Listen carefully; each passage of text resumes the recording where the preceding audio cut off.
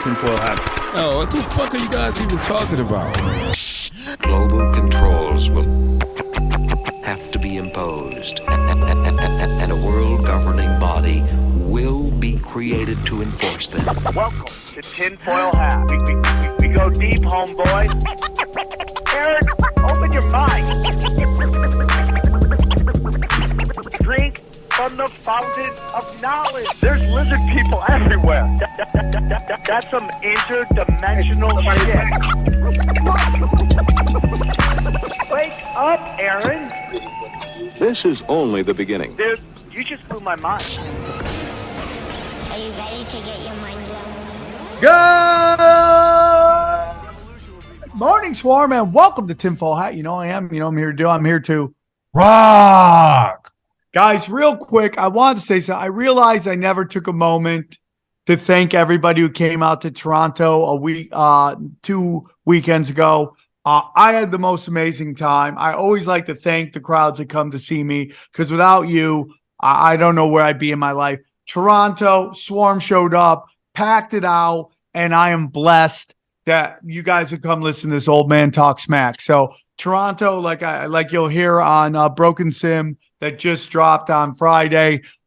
Toronto is everything I think humanity is capable of, and I had a great time. The women are gorgeous. The comics are hilarious. The food is amazing, and the hotels are aggressively gay. So thank you guys so much. We love you. And if you would like to see me live, you just go to samtripoli.com. All my dates: Reno, May 4th through the 6th. Then we have Comedy Cast. It's not up yet. May 9th. June 3rd, I'm in. June 2nd, it's not up yet as of now, but June 2nd, I will be in Mississippi. And June 3rd, I will be in Baton Rouge. And then I will also be at San Diego June 8th through the 10th. I will be doing the American Comedy Company, working on my hour. Then the following week, I will be shooting my special, hand selecting everybody that comes in. So join me there. samtripoli.com for all your needs. Whether you want to get t-shirts to support us, it's a great way to support us. If you want to listen to our very special premium content, just go to rockfin.com. I have multiple shows on there. You go to samtripoli.com, click any of the banners. Our Patreon's fire for Cash Daddies if you're looking for financial stuff. All of our affiliates are stuff I think people need to vibrate on a higher level. We're adding more as we go. And then finally, all the free content on samtripoli.com, from audio to video to a radio station, samtripoli.com. Anything else, guys? Yeah, we are soliciting stories of local urban legends. Like, what were the urban legends in your neighborhood growing up? 657 on Broken Sim, we have a voicemail hotline. If you want to call and tell us about urban legends in your community, 657-339-1338. And you a great example. Make it on there. One more time, the number. Yeah, it's 657-339-1338. And like for me in my hometown, the urban legend was that the two lesbian librarians had wooden tits. So if anything like that, just do that. Today's episode is with one of the best guests we have. I mean, people love him. Esoteric Eddie. We're breaking down consciousness and the reptilian brain network. So it's a great conversation. I hope you guys enjoy. Eddie always knocks it out of the park. We were stunned silence by so much amazing stuff he was talking about. We loved it, and I hope you guys enjoy the show. We go deep, homeboy. Aaron, open your mind. Drink. All right, let's get into it. We have returning champion here. He is one of the most loved guests we have here on Tinfoil Hat, and he's back again to shift our paradigms of how we see the world. He's an author. He's a researcher. He has a podcast called Esoteric Eddie TV. It would be weird if that wasn't his name. Please welcome Esoteric Eddie. How are you, buddy? What up? What up? Glad to be here. Namaste. Excited to be back in my favorite podcast, Tinfoil fucking Hat. Thank you, brother. Now, you're not Mexican, right? I am Mexican. Who was on the show that wasn't Mexican when they said the Mexicans are taking over? Is it That was Juan, the homie Juan? Juan. Okay, Juan. So thank you so much for coming on. Very excited to have you back. Did you ever do Eddie Bravo's show? I did. It released like a week ago or something. Okay, perfect, man. I'm glad we could make that happen. I told him he would love you, so I'm glad you got to get on there. That show's great too. So thank you for coming on. Greatly appreciated. Now, Eddie, you like we told you before, your last show really resonated with people, but we are blessed to have new people listening all the time. Can you tell us a little bit about yourself and where our listeners can find you? Yeah. So again, my name's Eddie. I'm 28 now, but I've been researching the esoteric, the occult, the conspiratorial for about 15 years. And I've had many different incarnations as an artist and trying to release this information. But more recently, through the name and brand Esoteric Eddie, which is a little under 2 years old, I've released countless documentaries, full-length 1 hour long documentaries on YouTube and other platforms under Esoteric Eddie TV. And I've written 3 books now. The third one, which I'm going to be talking about today, which is on consciousness. But yeah, I've just had a lot of experiences in my life that have led me down this path. I'm a documentarian, I'm an author, and also sometimes a musician. And I just like to kick back and enjoy life. Well, it's great, man. I'm glad to have you on because you were kind of one of the first to bring up that, and again, when we discuss organized religion, I'm not here to disrespect anybody or, say what you believe in isn't weird. I don't know what's real. I don't know what's not real. And my whole thing is if it makes you a good person, you don't hurt anybody, in particular children, you'll never hear a gripe from me at all. Live and let live. That's why I say. But you had come on here before and kind of talked about our understanding of many of the players in the faith, whatever religion it is, maybe isn't exactly what we might think it is. So then later on, I had a guy named Ian Ferguson on, who was somebody sent me a link that his show is starting to do really well, and he's talking about how happy he is, and I'm glad we could help be a part of that. And he was breaking down a big thing about Luciferians versus Molochans and the worship of Moloch and all that stuff, and which is kind of what you had talked about, the history, and I believe you were talking about Saint Lucifer and all that stuff. And it just seems like more and more people are coming to understand that history is a lie and everything we've been told is BS. What's your whole thoughts on kind of the awakening to all that? And you've had a big part of that.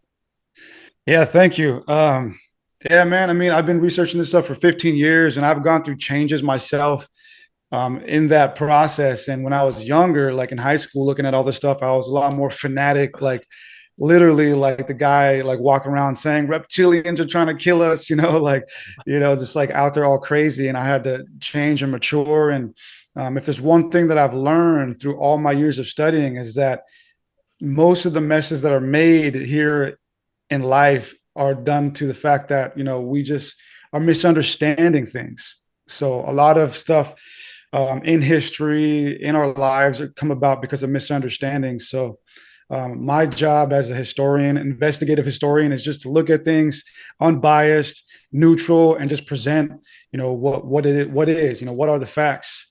But yeah, man, we're all slowly awakening. And this new book that I'm here to talk about, which is about consciousness and the simulation theory, goes even further than religion and politics and all that, and just poses the question, who we really are, what is the mind, what is life, and it all correlates, and that's why I've had to slowly deconstruct and deprogram the religious aspect of things and then slowly the political aspect of things, because once we start to deprogram and deconstruct those things, then we can move to the higher order of things, which is, the mind and the body and who we are outside of the institutions. So I think it's natural that we are all starting to wake up at this time. We're a part of something huge that's happening, and it's going to be felt over the next generations. So I want to get into your book. I just want to kind of take a look at something you just talked about, and that is that misunderstandings. Do you think it's all misunderstanding, or do you think we've been led astray by powers that be that don't want us to know how powerful we are, and that they've hidden knowledge from us for years? That, in my humble opinion, I think the internet has allowed us to access, and that, in my humble opinion, that they now know they can't control it, so they're flooding it now, so we don't know what's coming or going. What's your thoughts on that? Oh yeah, man. There's definitely a deliberate push to stop us from growing, to stop us from knowing. That's been going on since the beginning of modern civilization, and there's definitely a deliberate push.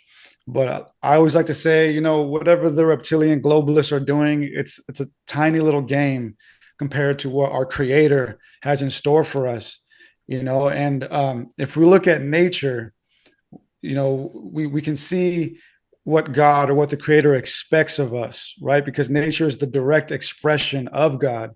And we can see that the creator expects us to slowly grow and to slowly evolve. So even though there is a deliberate push by all these reptilian globalist overlords to suppress us and what we can be, it's still in our creator's expectation and plan for us to break through that. So I don't worry too much about what they're doing. As long as we keep doing stuff like this, then we will persevere. I agree. So let's get into your new book. What is the name of your new book? And let's get into it. Absolutely. So the new book is titled The Crystal Lattice Mind Illusion. And I've got a PowerPoint here. I'm assuming this is going to be out at least a few days later than today. It will be out next Tuesday. Okay, so by next Tuesday. So if you're listening to this, the book should already be out, and the free documentary version on Esoteric 80 TV should already be out too. So I got a PowerPoint here. Am I going to be able to share this? Let me see here. Johnny, is the Wi-Fi at We Rock strong enough to handle this? Yes, at WeWork it is. Yeah. Okay, perfect. Okay. So you guys can see my screen, right? Yeah. Yes. All right, cool. So we're about to dive into the Crystal Lattice Mind Illusion. And real quick, this book came about real fast for me. So I dropped the Lucifer Mystery Revealed in the beginning of 2022. And then halfway through that, I dropped the Anunnaki Theorem, which was a reconfiguration of an older book that I had done. And then just right after that, like a couple months later, I was kind of like deciding what I was going to do with myself. Like, well, I just dropped 2 books and all these documentaries. Where am I going to go next? And I thought I was going to write a book about Werner von Braun and his prophecies. That was actually where I was going to go. But one day I was underneath a sink, plumbing, because that's what I do. And this book all came to me like in a flash. It was just like an instant moment. I saw the entire download. Thing. Was it a download? Yeah. I got a download. I had like an instant download. I saw the entire thing, and even the name was the first thing that came to me, the Crystal Lattice Mind Illusion. So I wrote this book within a matter of about, 3 or 4 months. And so what we're about to get into is basically the true nature of consciousness and the simulated reality that we live in. And this presentation is a brief version of the book, and even the documentary will be a brief version of the book. So bear with me. I'm trying to jam pack a lot of life-changing information. I'm all about it, bro. I'm all about it. Absolutely. All right. So let me get this started and we'll get right into it. Slideshow, present. Here we go. This all happened under someone's sink, your sink? Under some random person's sink, man. Yeah, I don't know what it means. Like, I don't know. It's the water, man, All right. So, Crystal Lattice Mind Illusion. Are you guys seeing the PowerPoint? Yeah. Yep. Looks great. So I start the book off with this quote here from Carl Jung, which basically summarizes the entire book in essence. And I'm going to just read it verbatim here. the word archetype is thoroughly characteristic of the structural forms that underlie consciousness, as the crystal lattice underlies the crystallization process. Again, from Carl Jung, the famous psychoanalytic analyst. And so what he's saying here is that just as a crystal has microcosmic structures that make up the entirety of the crystal, our mind has subconscious forms, archetypes that make up the entirety of it. So in other words, our mind and our reality is made up by smaller components. So that's a very important thing to keep in mind as we move through this presentation. So what do you mean? What do you mean by that? Smaller components, like compartmentalized, or is just departments? Like, what do we explain that a little bit? Sure. Yeah, we're gonna get deeper. Okay, we'll get into it. Go. Well, before I get into it, I'll explain it a little bit more. So, what he's saying is a crystal, right? Like a crystal that you buy at some smoke shop or whatever, is made up of what is known as a lattice. So at a microscopic level, their particles formulate into a cube or some sort of geometric pattern, like a cube or a circle, and then they fractalize outward and create the actual physical crystal that you're holding in your hand. So a crystal is comprised of lattices, these structures. And what Carl Jung was saying is that the mind is similar in the sense that the mind is also formulated through smaller components. And to Jung, those smaller components were the archetypes. So in other words, our reality, our perception is made up of codes, of a system of codes, is what he was saying. I like that. In the last episode, they brought up crystals as well, that proteins were made up of crystals. So it's just weird that it got brought up again in the same kind of... it is. Synchronicities. Yep. Hey, man. You know how these spiritual hoes love crystals. Yeah. Anyways, so let's break this apart, man. So the first part I want to break down is the mind illusion part of crystal lattice mind illusion. So the mind illusion is in the fact that we have a mind and a body, right? We're both a mind and a body, but most people don't even think that far. Most people just see themselves as some civilian in some country, and all they are is just one unit. They're just a body. I'm just a body. Yeah. All they are is what they see in the mirror. But even that is not true, because the body is made up of billions of moving components. If you want to count all the cells, even if you discard the cells, it's still made up of countless veins and organs and things going on. So even the body alone is made up of lattices, of structures.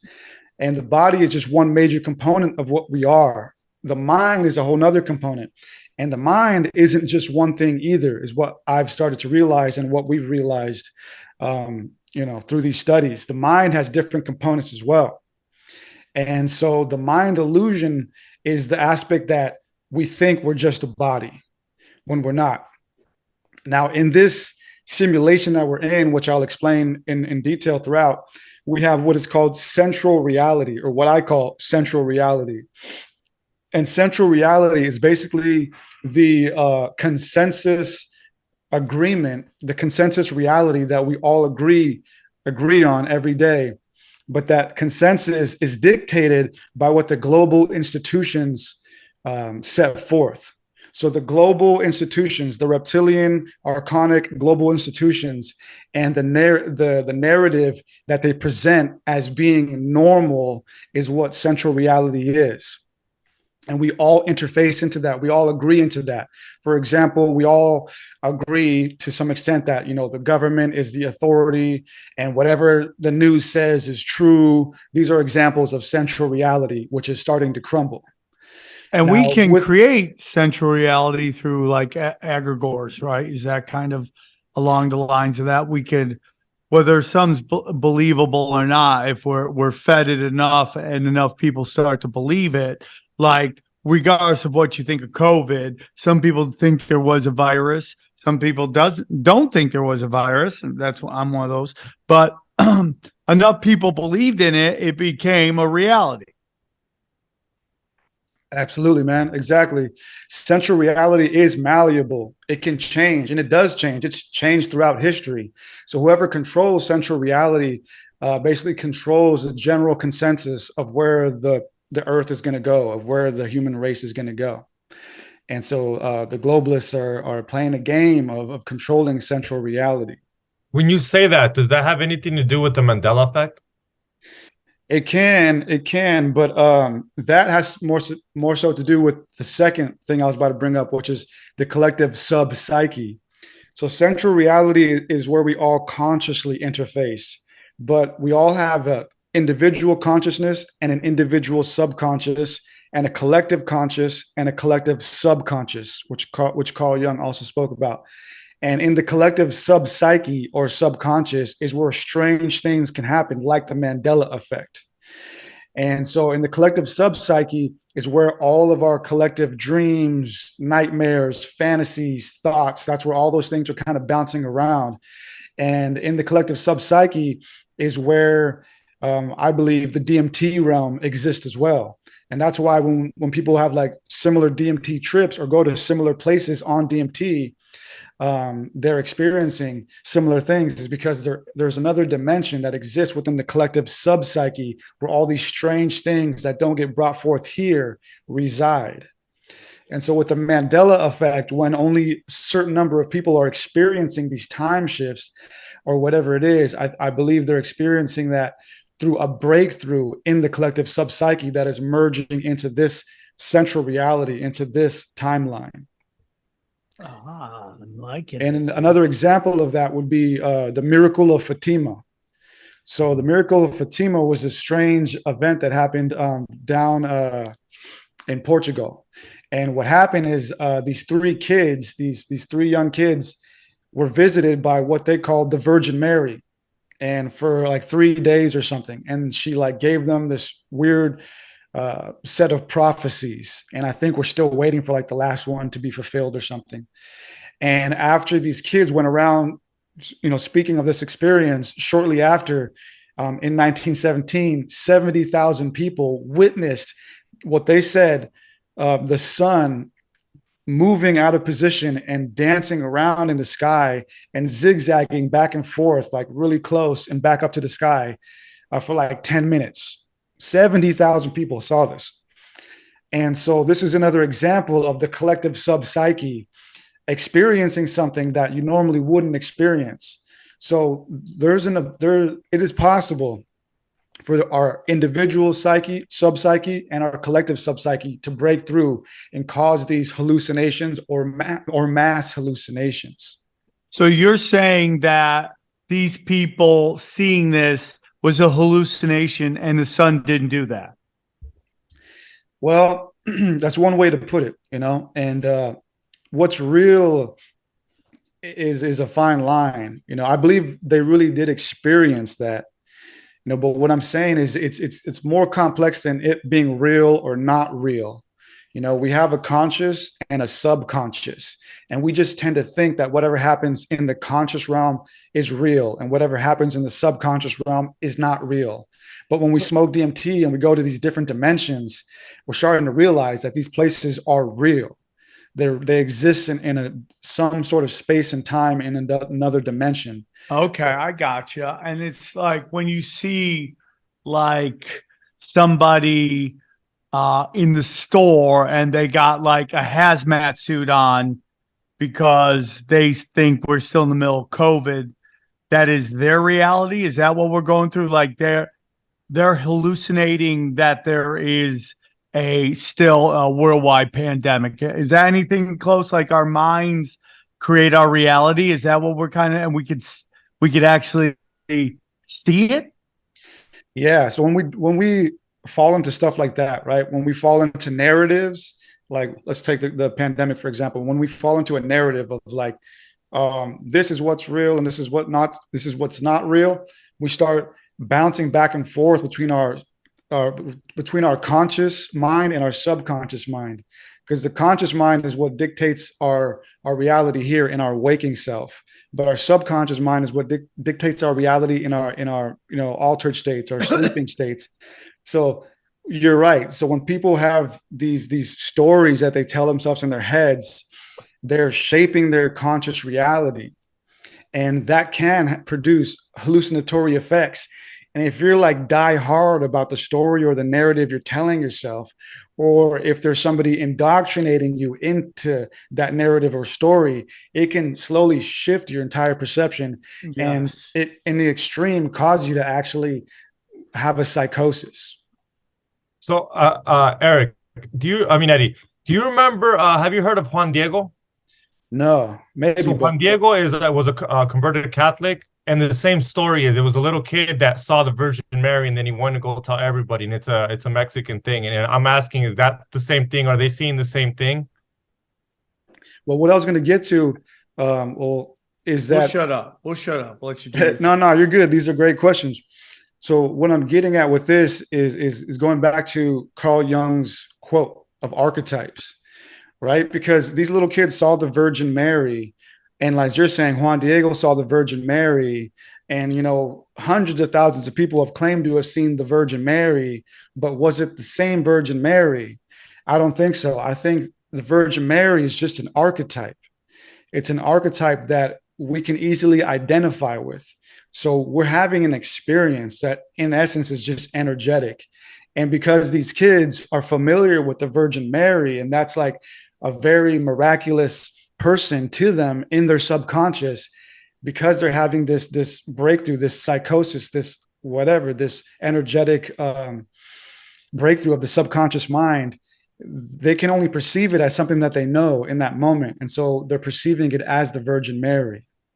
And that's what an archetype is. And that's what Jung was trying to say, is that we can only really perceive what we know for the most part. That is so when people talk about the ships coming to America, I don't really believe this story, but this is an example of what you talk about. Like the natives couldn't see the ships because they didn't understand what ships were at that time. I think our timeline's all fucked up and people are here already, but that's basically along the lines of what we're talking about. Yeah, man. And speaking of ships, Carl Jung also talks about UFOs. And this is another explanation of what I'm trying to say here. So Carl Jung had a book titled Flying Saucers, A Modern Myth of Things Seen in the Sky. And to Jung, he thought that the UFOs were, again, a collective hallucination breaking through the collective subpsyche. And he believed that we saw them specifically during the First World Wars because that was the first time we'd ever experienced something like that in modern times. All this death and destruction and airplanes flying in the sky, bombing everything. And, we've always been very religious, specifically through the Judeo-Christian concepts. So he thinks that the collective subpsyche was so stressed out and freaked out and expecting the world to end and expecting a Messiah that we hallucinated UFOs altogether. And that explains why they've always been like this vague thing that never does anything but just kind of floats around and flies around, is because it's an unfinished concept in our subpsyche. It's just it's developing. And so he believed that we were hallucinating these things. And again, because it was our subconscious struggle. And he in the book, he details or postulates that they were circular in nature because the circle has always been deemed like divine and important to us. An example of that would be the mandala. Mandalas are very archaic, circular, psychedelic, and divine symbols, all throughout different cultures. And so the circle has always played an important role in our subpsyche. And so when we were freaking out during these world wars, expecting the world to end, expecting some Messiah in the sky, and so our primal minds in the subconscious hallucinated and projected, what it thought we wanted to see, which was some circular divine object floating around. Yeah, and now here we are.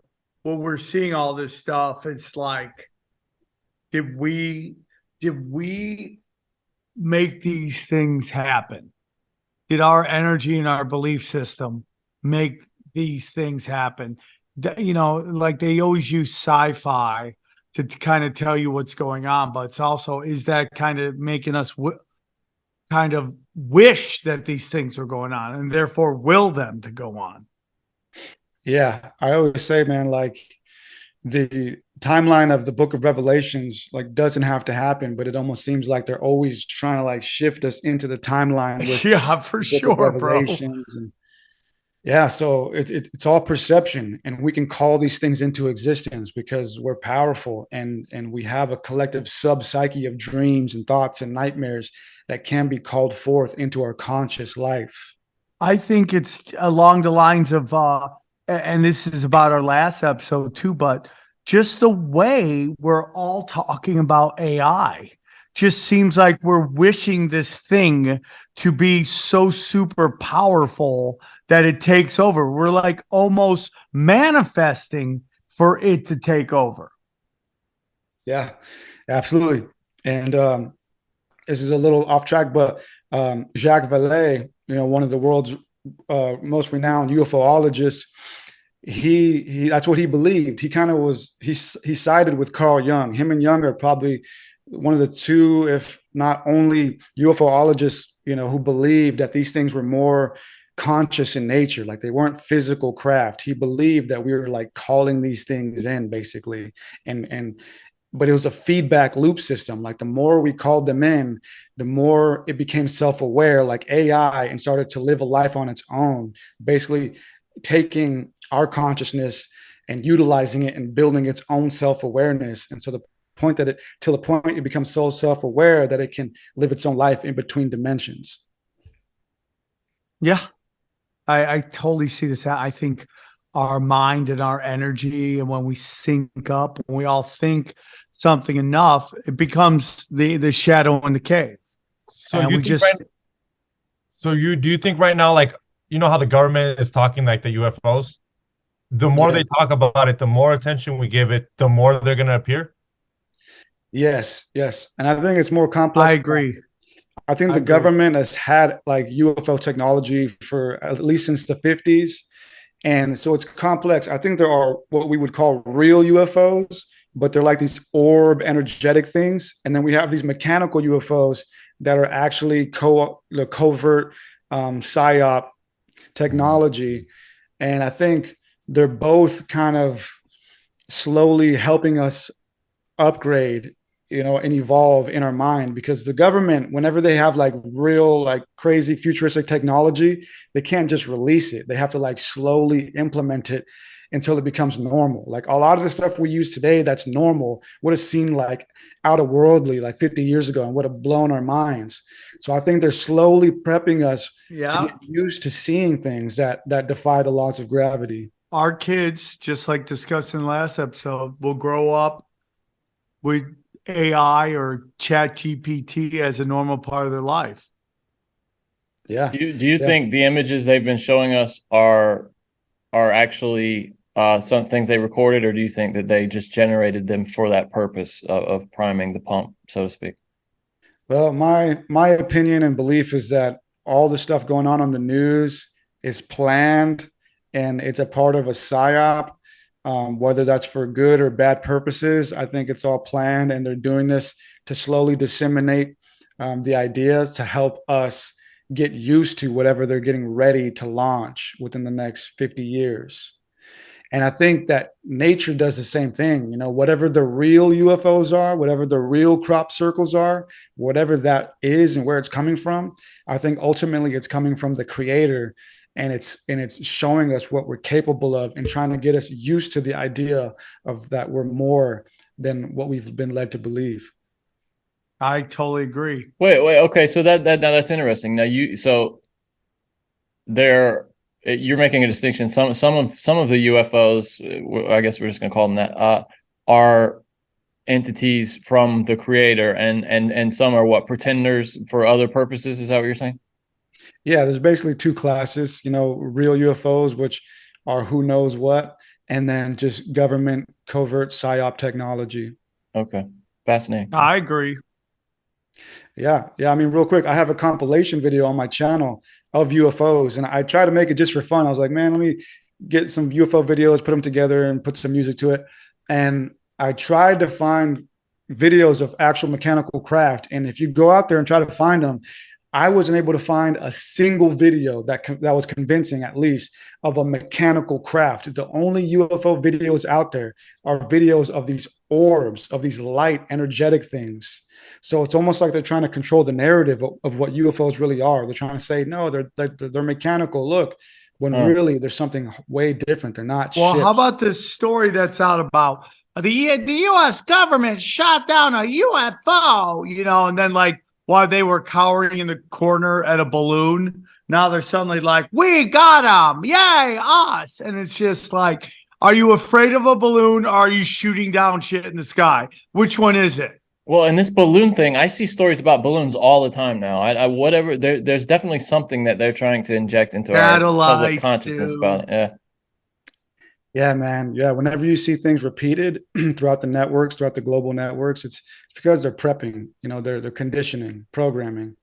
And, that's the job of us conspiracy theorists, is to try and decode what it is, what are they prepping us for? And, there's a lot of different theories. Hey guys, I want to tell you about our friends at Blue Nile. Okay, Mother's Day is just around the corner, which means it's mom's time to shine. Help her shine even brighter with a gift from Blue Nile. Blue Nile is the original online jeweler, offering expert guidance alongside the ease and convenience of shopping online. From pearls to diamonds, earrings to locks, each Blue Nile piece is made with high quality craftsmanship and enduring style. So whether you're shopping for your mom or any other mom in your life, you can find a piece as classic as she is at BlueNile.com. At BlueNile.com, you can find the perfect piece of jewelry for life's special moments. Looking for a specific piece, whether it's pearls, diamonds, earrings, or lockets, Blue Nile's simple online tools let you choose the diamond shape, size, and clarity, as well as the setting style. Blue Nile's bench jewelers will then handcraft the perfect piece to your specifications. Blue Nile provides expert guidance, in-depth educational materials, and unique online tools that place you in control, so you can forget about the usual hassles of jewelry shopping and focus on getting that piece mom will love. Blue Nile's diamond price guarantee allows you to compare a competitor's price against one of theirs. Blue Nile can even meet or beat their price. Every order is insured and arrives quickly in discreet packaging that won't give away what's inside, and shipping is free, and so are returns. So here's what we want you to do. Right now, get up to 50% off that Mother's Day gift she will love at BlueNile.com. That's Blue Nile, NILE.com.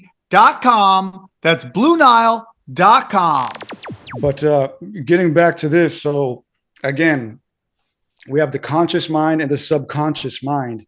And in the subconscious mind is where archetypes reside. Again, archetypes could be like the Virgin Mary. They could be circular mandala symbols that get projected as UFOs. They're just these very hard set and empirical and powerful images in our subconscious that come through in times of like existential crisis. And Carl Jung believed that just as we have major archetypes like those that I just named, he also kind of believed that everything in life is an archetype. A tree has an archetype, the sun has an archetype, whatever.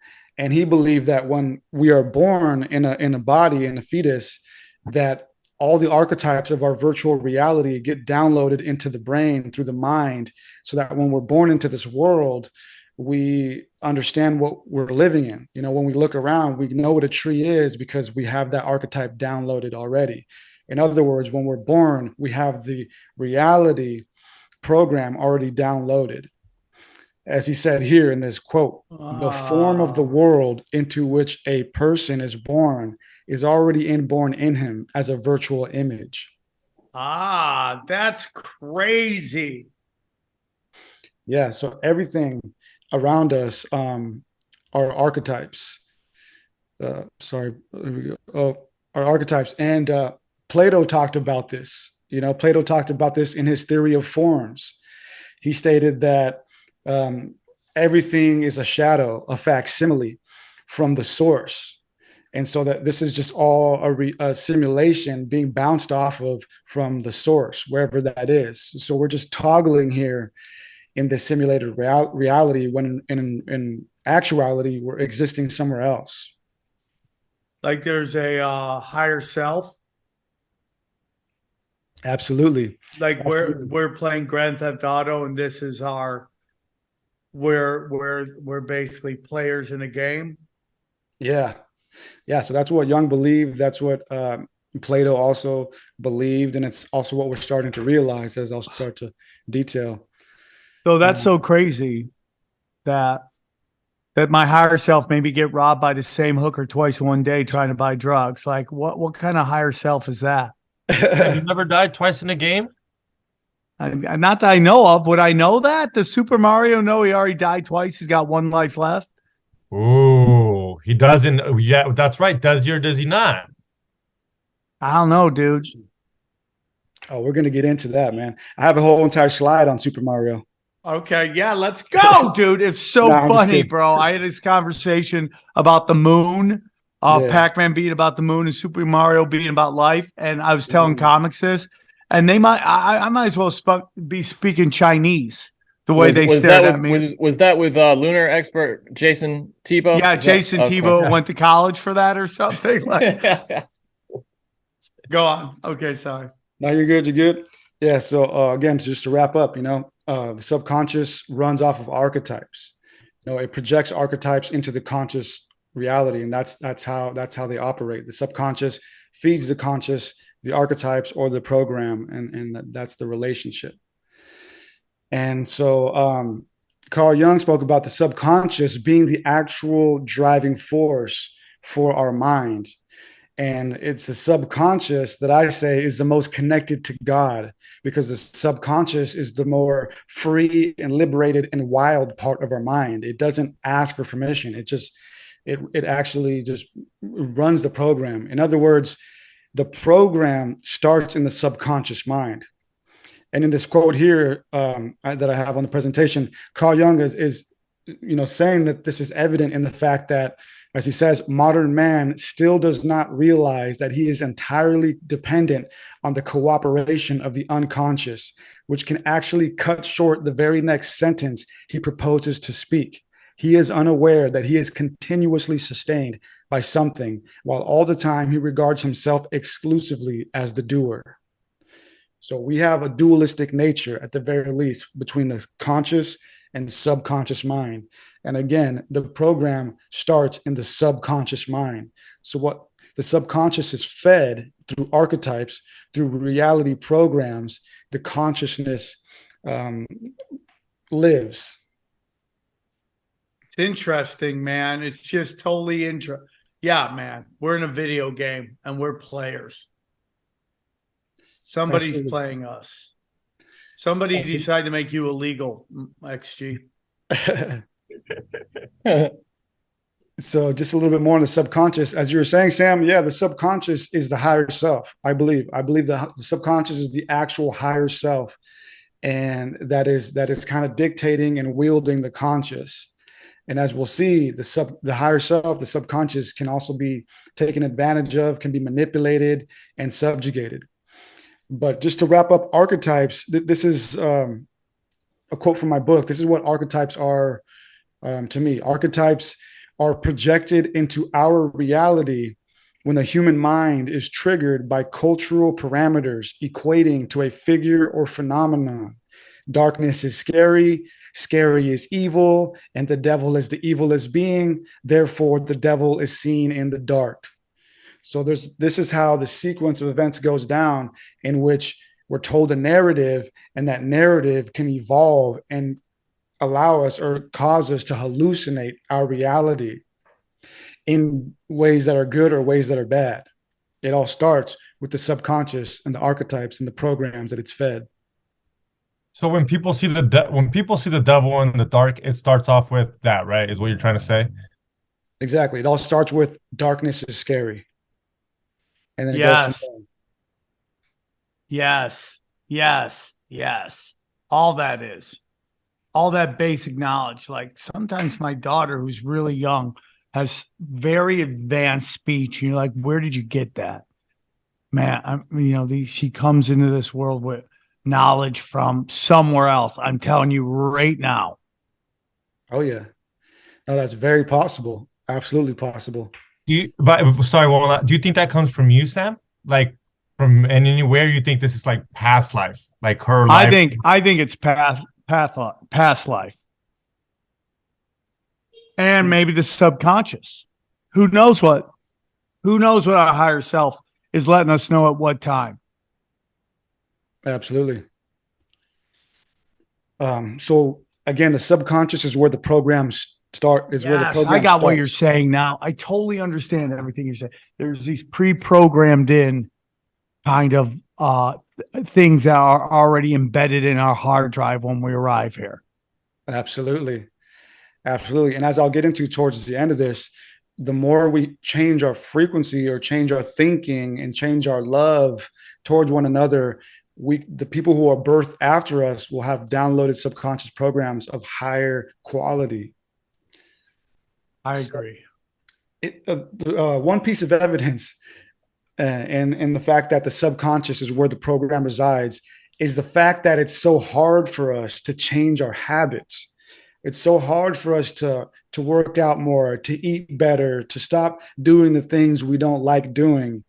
If it was so easy for us to just say, I don't want to do this anymore, or I do want to do this now, then we would just do it. We would be living in 5D. We would be living in instant manifestation. But because it's so hard for us to change our habits, that tells us that our conscious mind is not the true driving force. It's the subconscious mind. So in order to change our lives, we need to go deep into ourselves, into our higher selves, into our subconscious, and change the subconscious program. That's how we change our lives. I think, yeah, man. I mean, it's very interesting, dude. How to rewire your hard drive. Yes. Yes. And so going with that, again, we have the body and the mind. And with those two, we have what I call the spiritual machine. We're a machine, and that doesn't mean that, we're just some rudimentary thing. No, we're very powerful. We're the most powerful machine that was ever created. We're a spiritual machine with all these moving parts, all these lattices, these different facets. And when we're not harmonized and when we're not operating optimally, the machine is dysfunctioning. When we're fed low quality life, then we lead a low quality existence. Yes. When you consume low frequency, you are low frequency. When you act low frequency, you are low frequency. Absolutely. And so the brain is basically just the VR headset that the mind uses to exist here. But whenever we, pass from here, or in other words, take the VR headset off through psychedelics or through altered states of consciousness, we see the true reality, what we really are, which is consciousness, as I'll detail throughout here. Yeah, I mean, this is something I've felt. That this is all. This is just a giant. I mean, like, just think about this, man. It's like they want us to enter a new reality with this virtual reality from this reality. But what if we're already in another reality, and this is a virtual reality of that reality? I think is they want us as many layers from base reality truth as they can get us. Yeah, it's crazy. Spot on, man. Spot on. And they don't have to throw us into some crazy Neuralink simulation. Again, simulations can just be narratives. Remember, because the sequence of events, when we're told narratives that shape the central reality, we're put into another simulation. So we're just always being put into simulations within simulations within simulations. And it just muddies the whole thing, and it gets it harder to go back to the original, the truth, the essence, as Plato talked about. And so that was the mind illusion part of the crystal lattice mind illusion. What does lattice mean? So a lattice, I don't have the exact definition in front of me, but a lattice is basically the smallest unit structure within a physical object. So basically like 4 particles making a cube, that would be a lattice. And the lattice structure is that little cube, that microscopic cube of particles fractalizing, multiplying outward and creating the actual physical crystal you hold in your hand. So a lattice is just the smallest unit structure within a physical object. Like a cell, a human cell could be considered a lattice. It's the smallest unit structure of what we are. And all together, they create the lattice structure. And then apart from that, they create the human body. Bang. So the crystal lattice part of all this is the actual coding part of it. So there are 3D codes within physical reality, actual codes, and that's evident within the fractal nature of reality. For example, the Fibonacci sequence. In the Fibonacci sequence, which is basically the sum of the two previous numbers. Well, let me skip real quick. I don't know if I have this. Okay, yeah, here we go. So, sorry, so real quick, yeah. So the lattice part of it is that there is a fractal nature in our universe, and that our universe also runs off of math, off of numbers. So our entire universe, our entire physical universe runs off of numbers and geometry. And that's evident in the Fibonacci sequence. And again, the Fibonacci sequence is a sequence of numbers that are the sum of the two previous numbers. And this was founded by Leonardo Fibonacci many centuries ago or decades ago. He basically just came up with this equation. And through that equation, we found that this equation, this series of sequence actually exists in nature. And when we input this sequence in nature through like programs or whatever, we find that this sequence causes fractal patterns, spiral patterns. And the Fibonacci sequence is also coupled with the golden ratio, which is 1.618. The golden ratio is the ratio between the Fibonacci numbers, which are like 00, like 1135, so on and so forth. Again, the number is the sum of the two previous numbers.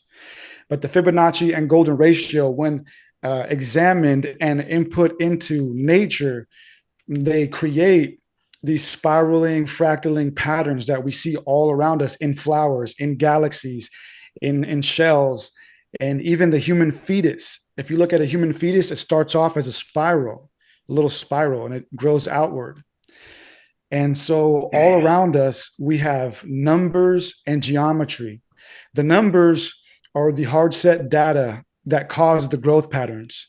For example, it takes 9 months for a baby to be born, give or take, obviously.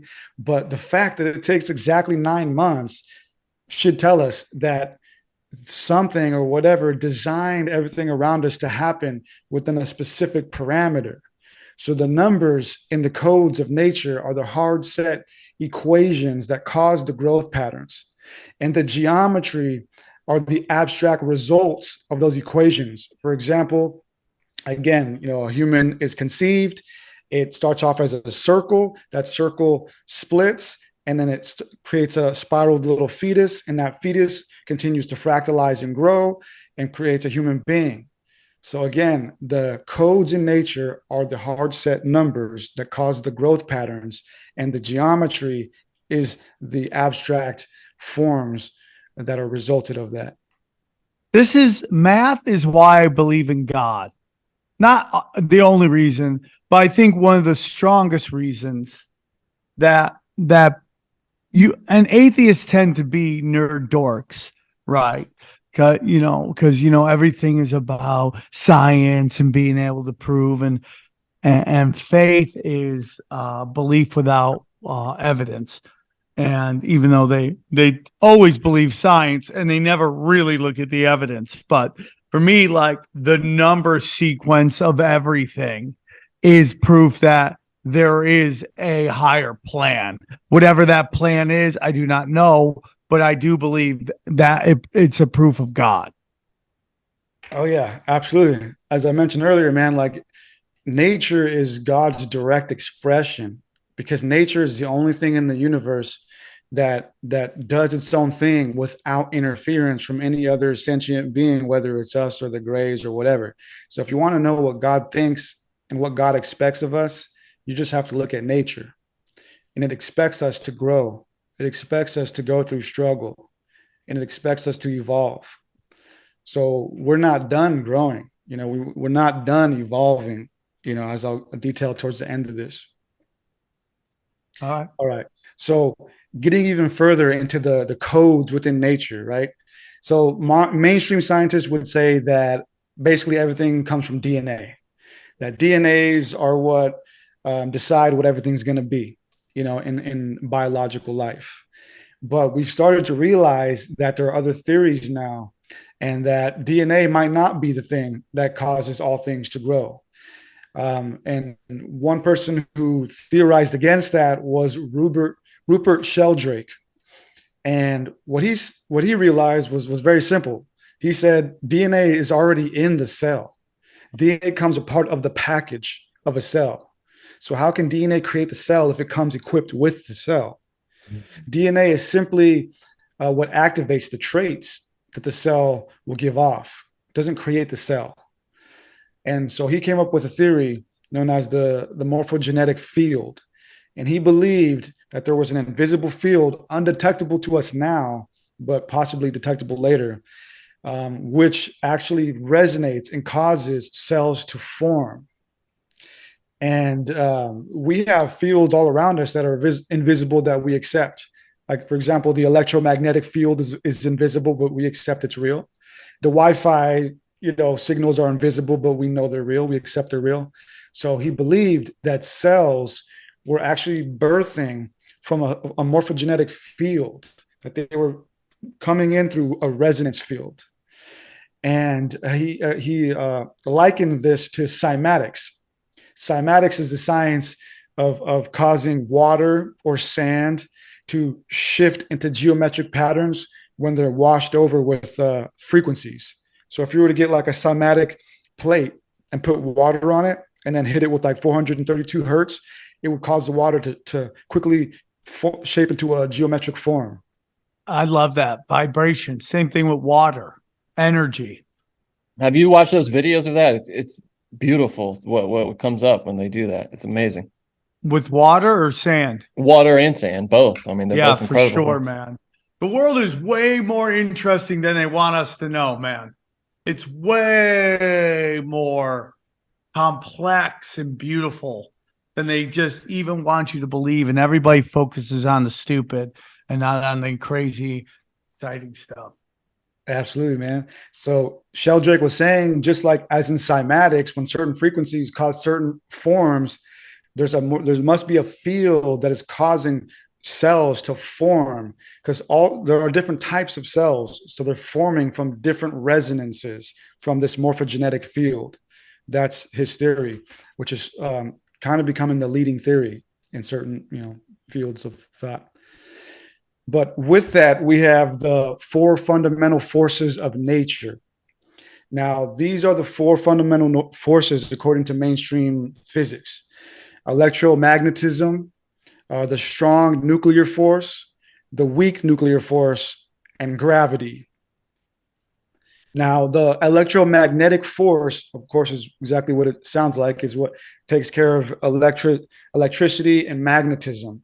And again, it's an invisible force, but we can see its effects. You grab a magnet and it starts to push stuff around or pull stuff towards it.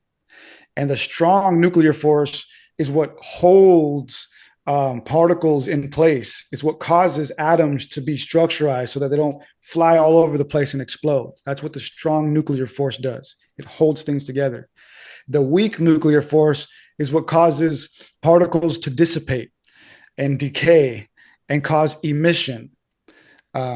So exhaust. And gravity is what basically the clockwork. Gravity is what set things into motion. So when the creator gave us the 3 fundamental forces, I would say the last one was gravity, which isn't just about heavy things pulling lighter things. It's about the clockwork. It's what set everything into motion, including the cycles. So the seasons happen because of gravity. And because of the seasons, we have circadian rhythms within our body that tell us when to sleep and when to be awake, which our consciousness is also regulated by. So all these 4 forces make up the entire force field that allow the physical world to operate. What do you say to people that don't believe in gravity? That's fine. That's fine. We have yet to examine gravity. We can only examine its effects. We haven't been able to detect gravity, like with any machine or anything. Yeah, it's like crazy, right, Johnny? Your thoughts? Well, I mean, what do you just asked me my thoughts on gravity? I mean, like he said, we see its effects. I know they've detected like gravitational waves and stuff like that from deep space, but I mean, we could talk for hours on that. It's very complex. So does that say you're definitely not a flat earther, globalist? Well, I believe the Earth is a toroidal field. It's a it's a torus, man. It's a big juicy donut in another sense. We've seen it like never ending, right? Yeah, yeah. But I mean, that's just my fun belief. I honestly don't know. I love the flat Earth thing. Like, what I really love is the idea of the ice wall. Like, that freaks me out. Like, to think that there's more beyond the ice wall, like that's really cool. I like that. But I honestly just don't know. But what I'm saying is gravity just causes things to move, and this is according to mainstream physics. Gravity is what causes the clockwork of the universe to operate. So even in the flat Earth model, the sun and the moon still have to move, right? And because the sun and the moon are moving, that regulates all the other seasons. And the seasons regulate our circadian rhythms, which then regulate, the quality of our mind. But the reason I bring them up is because scientists for decades now, centuries even, have been looking for what they call the fifth force. They think that there's a fifth force that unites all of them. It's what Einstein called the unified field. In other words, it would be like the internet of the universe that would allow us to communicate from the other side of the universe. Right? And so recently, a set of scientists claimed that they might have found the fifth force, and they called it the X-17 particle. And it was found in Hungary at this scientific center known as Atomkai. And at Atomkai, they do the same thing that the scientists do at CERN, which is basically, smash particles together to try and find new particles. That's like the rudimentary way of explaining it. But through that process, they found a hidden particle that had never been observed before. And so they thought that this might be the fifth force, that underlying force that is interconnecting all things, as quantum physics tells us. Because we know that right now the universe is made 80% of dark matter, and we still don't know what that is. We're still trying to detect that. So they also think that maybe the X-17 particle can help us understand dark matter and why it's everywhere, but we don't know what it is and can't detect it. Yeah, right? It sounds like ether. Ether, yeah. We're going to get into that. And, basically, the fifth force, basically, some people say that the fifth force is love. Some people think that the fifth force is, and that's evident. It's shown in some movies, like I think The Fifth Element with damn, I forgot his name, but yeah. So the fifth force will be the thing that interconnects all of them, what Einstein called the unified field. And what I'm getting at through all this is that the fifth force, the unified field, might just be consciousness, right? So going from there, we have Karl Pribram, from 1919 to 2015. And this dude was, not a lot of people know about him, but he was pretty prolific. He was a brain scientist, legit brain scientist, wrote hundreds of publications, scientific publications, and a lot of books on the brain, on the body. And towards the end of his life, started to change his views on consciousness and the mind. Like most materialists of his time, he believed that consciousness was just a result and effect of the brain. Without the brain, there would be no mind.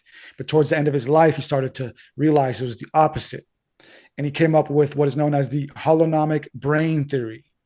And in an essay titled Holonomy and the Structure in the Organization of Perception, he said that he realized after doing some experiments and work with holograms that the brain and the mind work in the same way that holograms do.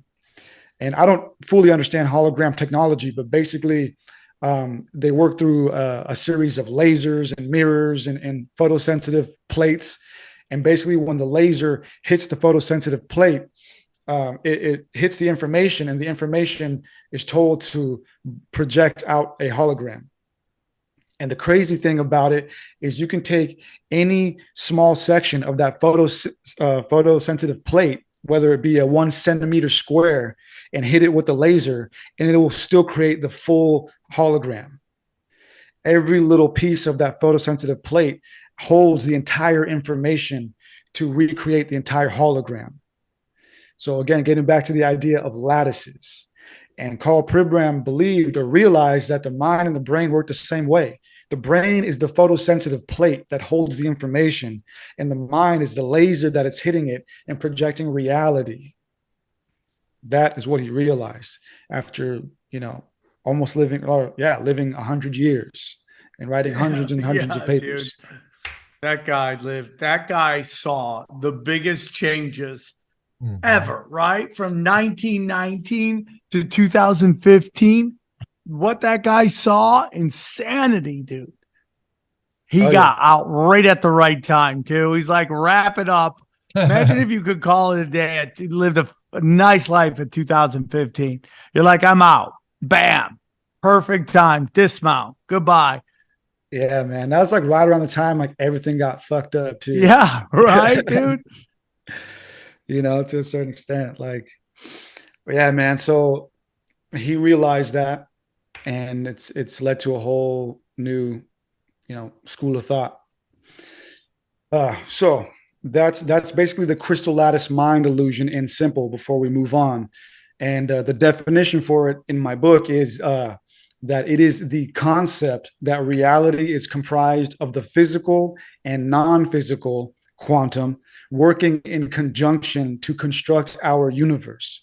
The crystal lattice part of it is the fact that both the physical and non-physical operate from code system. The mind illusion aspect has to do with the conflict of neglecting to realize that we are more than just the physical. Yeah, I mean, it's so crazy. Johnny has been mocking me because I think I'm psychic. I have psychic abilities. And Johnny refuses to believe that. But I do believe in energy and being able to manipulate energy and understand energy that goes beyond materialism. And, for those who are dead materialists, I think they have something to hide. That's my humble opinion. Hey, Sam, what's your number one prediction?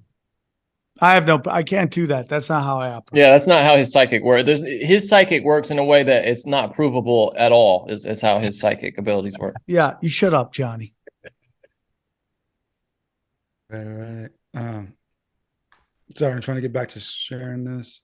There we go. Bang. Cool. So now let's talk about ancient cosmologies and what our ancestors thought about the universe and the creation of the universe. Because when we study them, we see that there's a similarity in between all of them, and it kind of starts to make sense. So in the Enuma Elish, which again belongs to the Sumerians, the oldest, we are told that in the beginning, the two forces, Apsu and Tiamat, whatever they were, had their waters mingle. And as their waters mingled, then the elemental gods were born. And at that time, we are told that nothing had been named yet, which is important. And in the Egyptian text, we are also told that in the beginning, there was a watery darkness. And from that watery darkness sprang forth Atum, the first created being who was androgynous and basically just consciousness. And that Atum created physical life and the physical gods after him through speaking with the noon.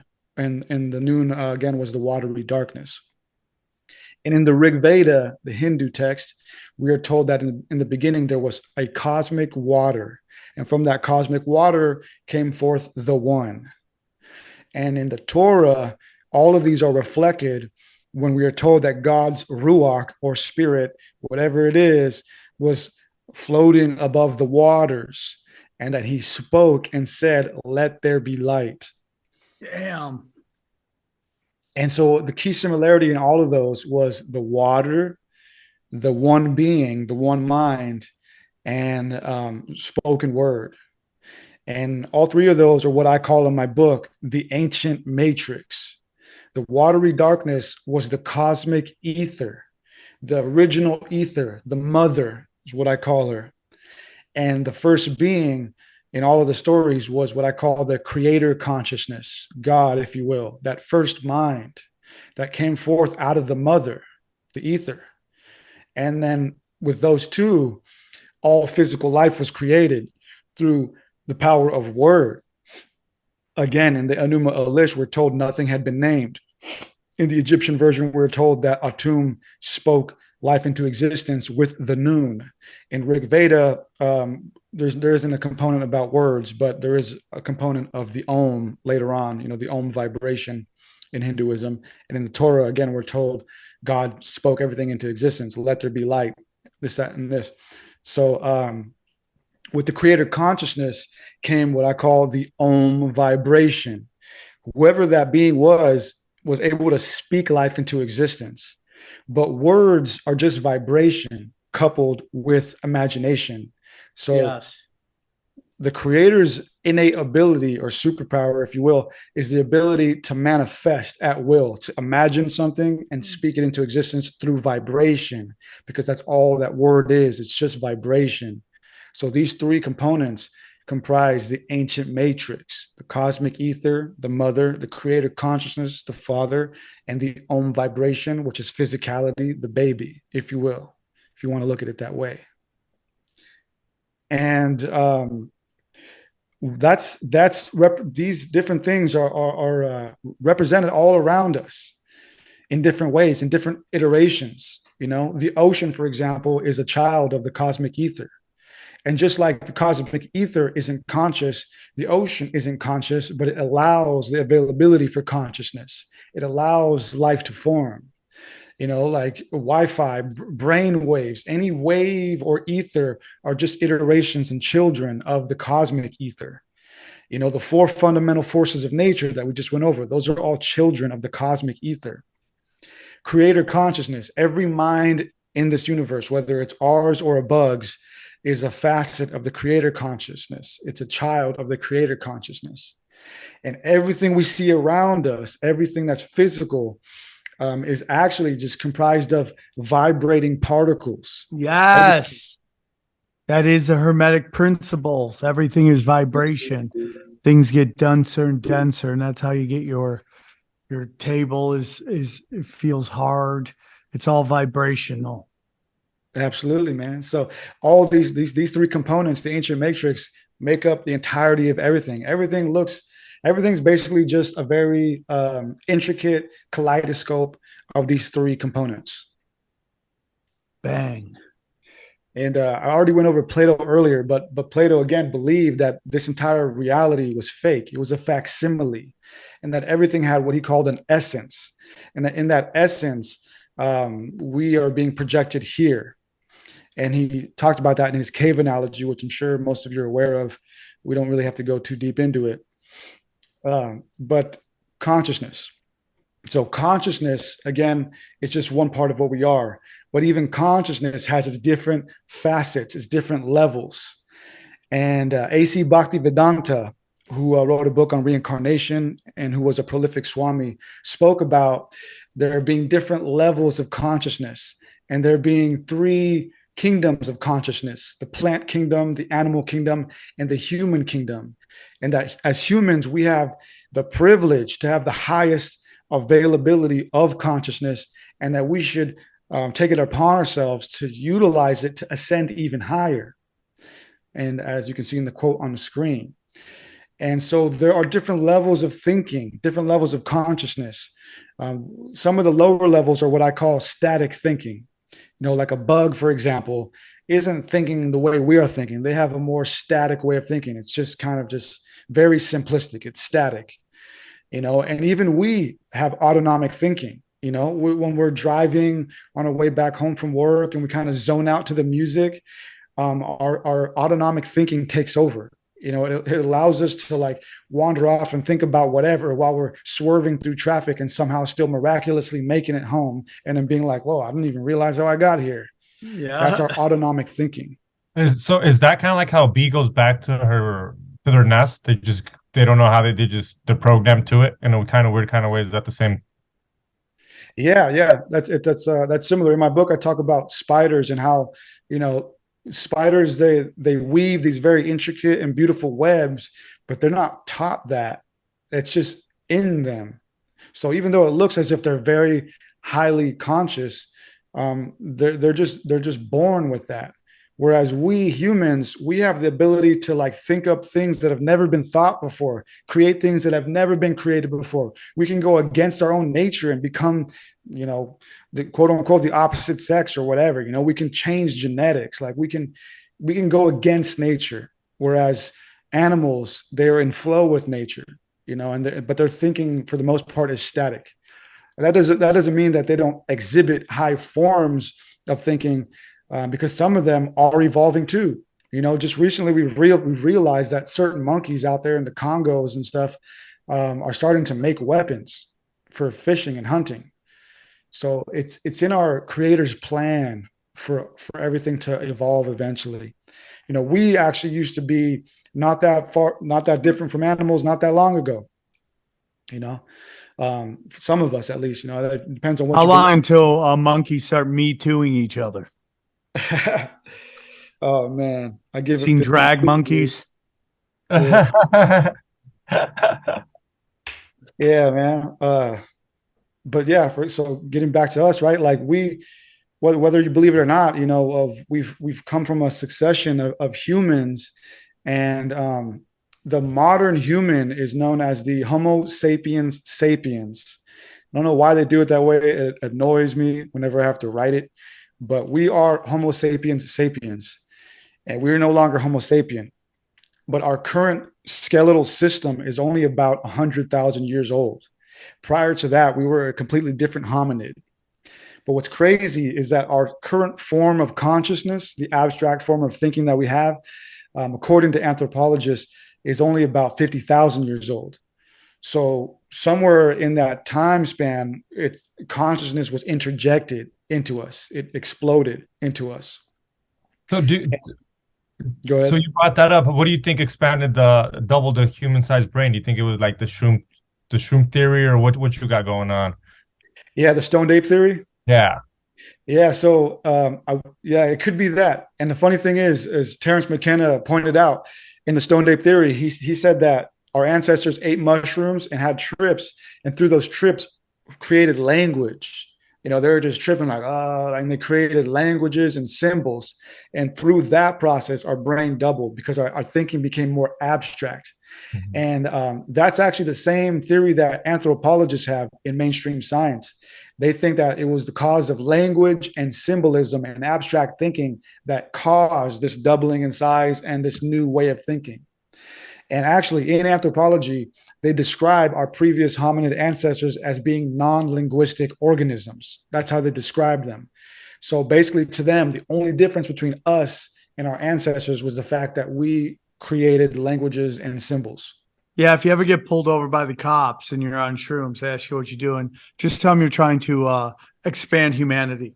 Yeah, man. But what's interesting is that even one of the co-founders of the theory of evolution started to realize that consciousness was superior to matter. Now, most of us all know Darwin, right? We all know Charles Darwin, Darwinism. And, he was always trying to convince us that we came from monkeys. But if you look at Darwin, I think he was actually just trying to understand why he looks like a monkey. It's funny. They have a name for this, right? It's called the hard problem of consciousness. Is what is the issue they have explaining consciousness. Isn't that a neat phrase, Sam? It's called the hard problem of consciousness. I love that. Yeah, the hard problem, something we can't explain. It doesn't fit our pretty little belief system. The hard problem. Yeah, I talked about it in my book, and the guy who said it was David Chalmers. He was a philosopher of consciousness, and he stated that famous saying back in 1994, actually here in Arizona, in Tucson, at a consciousness expo. So in 94, the year I was born, he stated that famous presentation and gave us that term, the hard problem of consciousness. And basically what he was saying is like, it's easy to explain, consciousness coming from a brain. That's the easy thing. The hard problem is explaining why it's so abstract. Evolution doesn't give us an explanation as to why the abstract thinking was necessary. And so, getting back to Darwin, right? Everybody knows Darwin, but not a lot of people know Alfred Wallace. Alfred Wallace was actually Darwin's colleague and the co-founder of the theory of natural selection, and actually helped Darwin put together his theories for the theory of Darwinism. But towards the end of his life, and not shortly after they came out with the whole theory, he started to change his mind.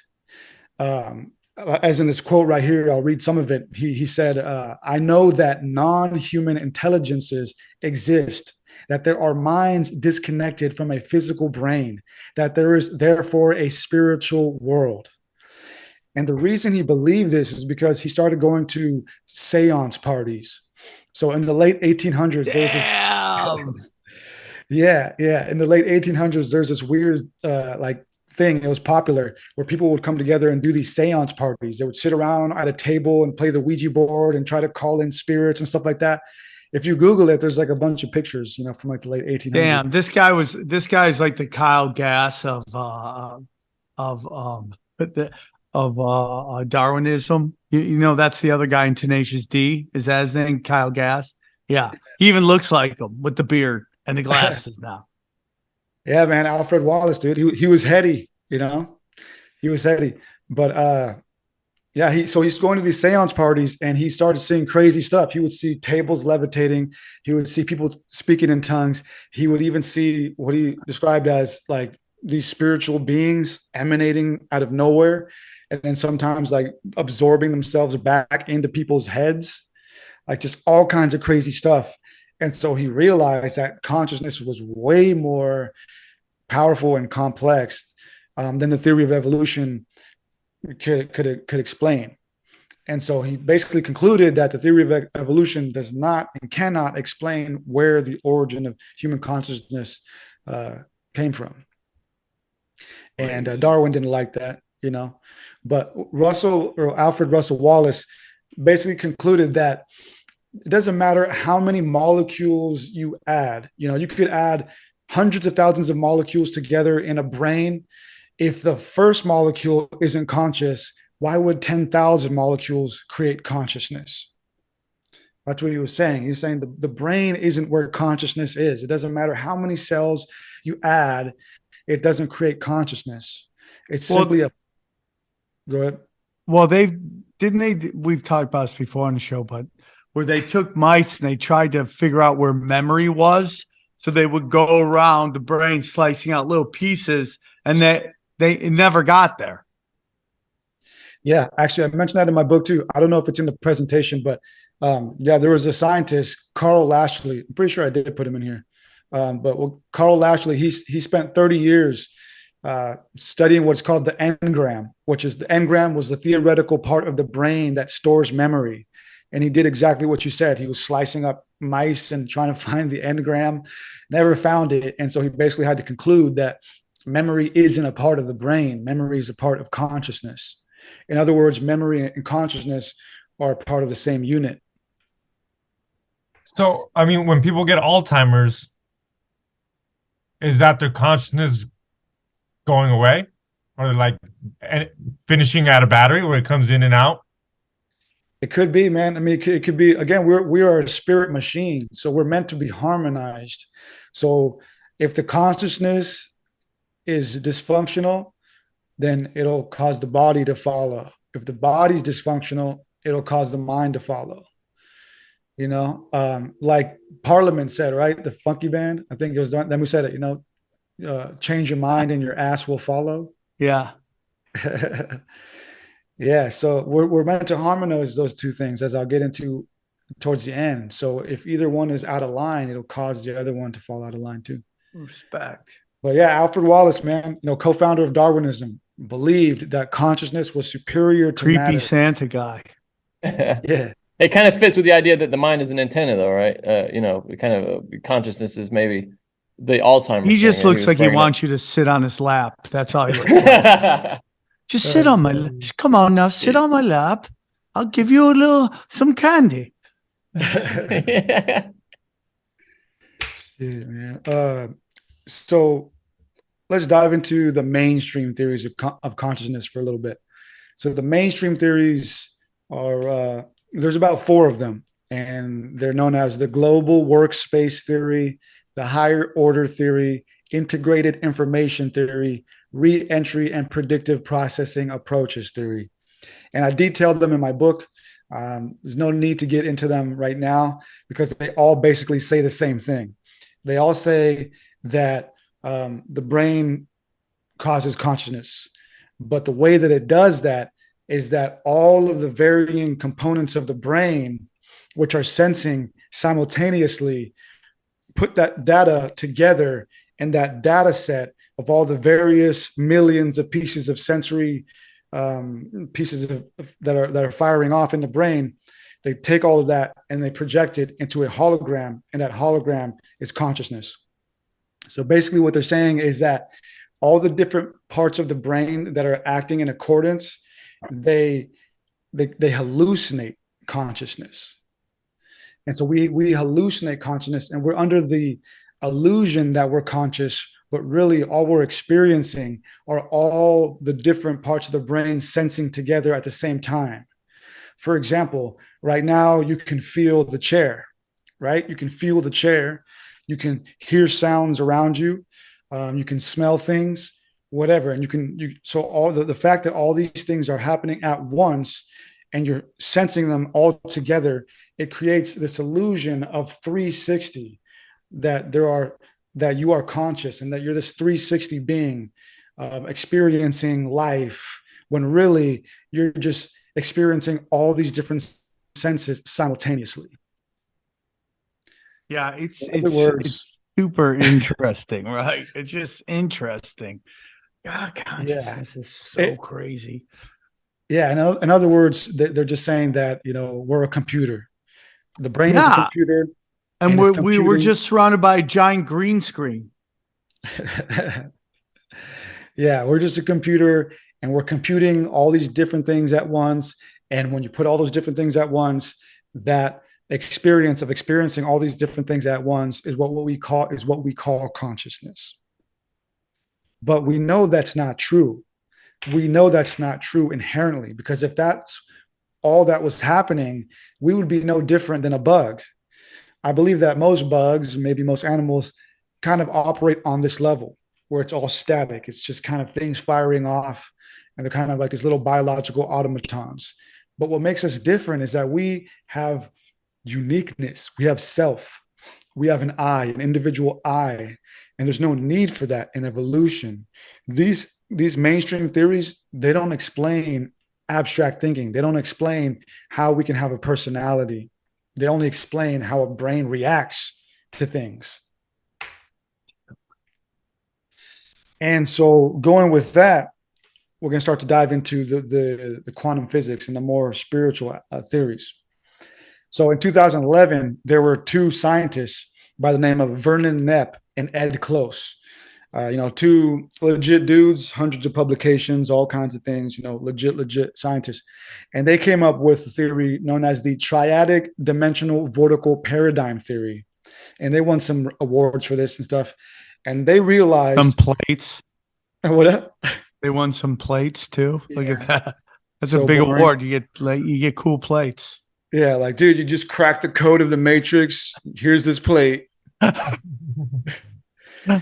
Pretty whack. They're probably going to go do cocaine off of it, though. Yeah, XG would use that to put his weed in. So while he's rolling his joints. I'm about to say he's got on. It's more of a coke plate.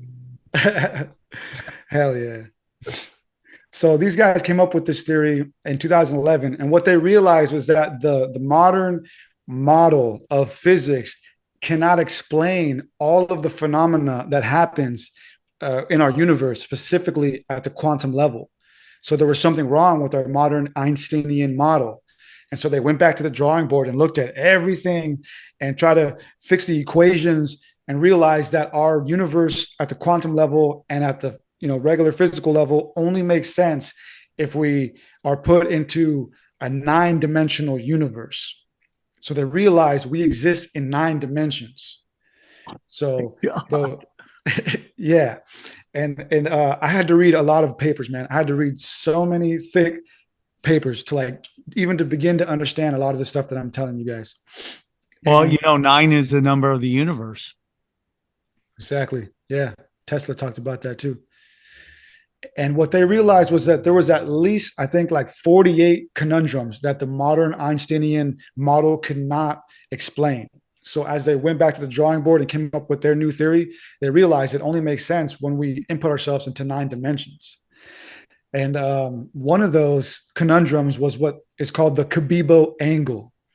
I don't fully understand it, but it's the only one that I could understand to yeah. This is the easiest one to understand of the complete mind-blowingly ununderstandable fucking conundrums. That's why they call it a conundrum, by the way, because nobody can understand them. Absolutely, man. Yeah, I'm going to need one of those plates when I'm done with this so I can roll some shit up too, because this is stressful. But the Cabebo angle is this weird phenomenon having to do with particles. Basically, the Cabebo angle was the phenomenon of particles phasing in and out of existence. And so they realized that particles were phasing in and out of existence because they were bouncing back and forth between the 9 dimensions. What? Yeah. Oh. Man. Oh yeah. Yeah. And even further than that, the 9 dimensions exist within an infinite dimension. So they're just contained inside of an infinite dimension. And they termed this unified field that connects all the dimensions to the infinite dimension as the Gimel. I don't know why they called it that, but that's what they called it. And the Gimel is basically the 5th force, that 5th unified force that we've been looking for. And they basically found it. And they said that the Gimel, this 5th force that interconnects all the 9 dimensions to the infinite dimension, is consciousness. Dude, this is so complex, bro. These guys have such an insane life. Dude, did you go nuts doing research on this? Yes. How did you talk to your girlfriend after this? She's watching The Real Housewives. She's like, let me tell you about the Gimel, okay? And the infinite dimension. And she's like, what? I just have oh my God, it's so complex. The funny thing is, my girlfriend's even crazier than me. Oh, that's great. She's telling you about the Gimel. Yeah. When she starts talking, that's when I'm like, you know what? I'm going to go watch TV. Man.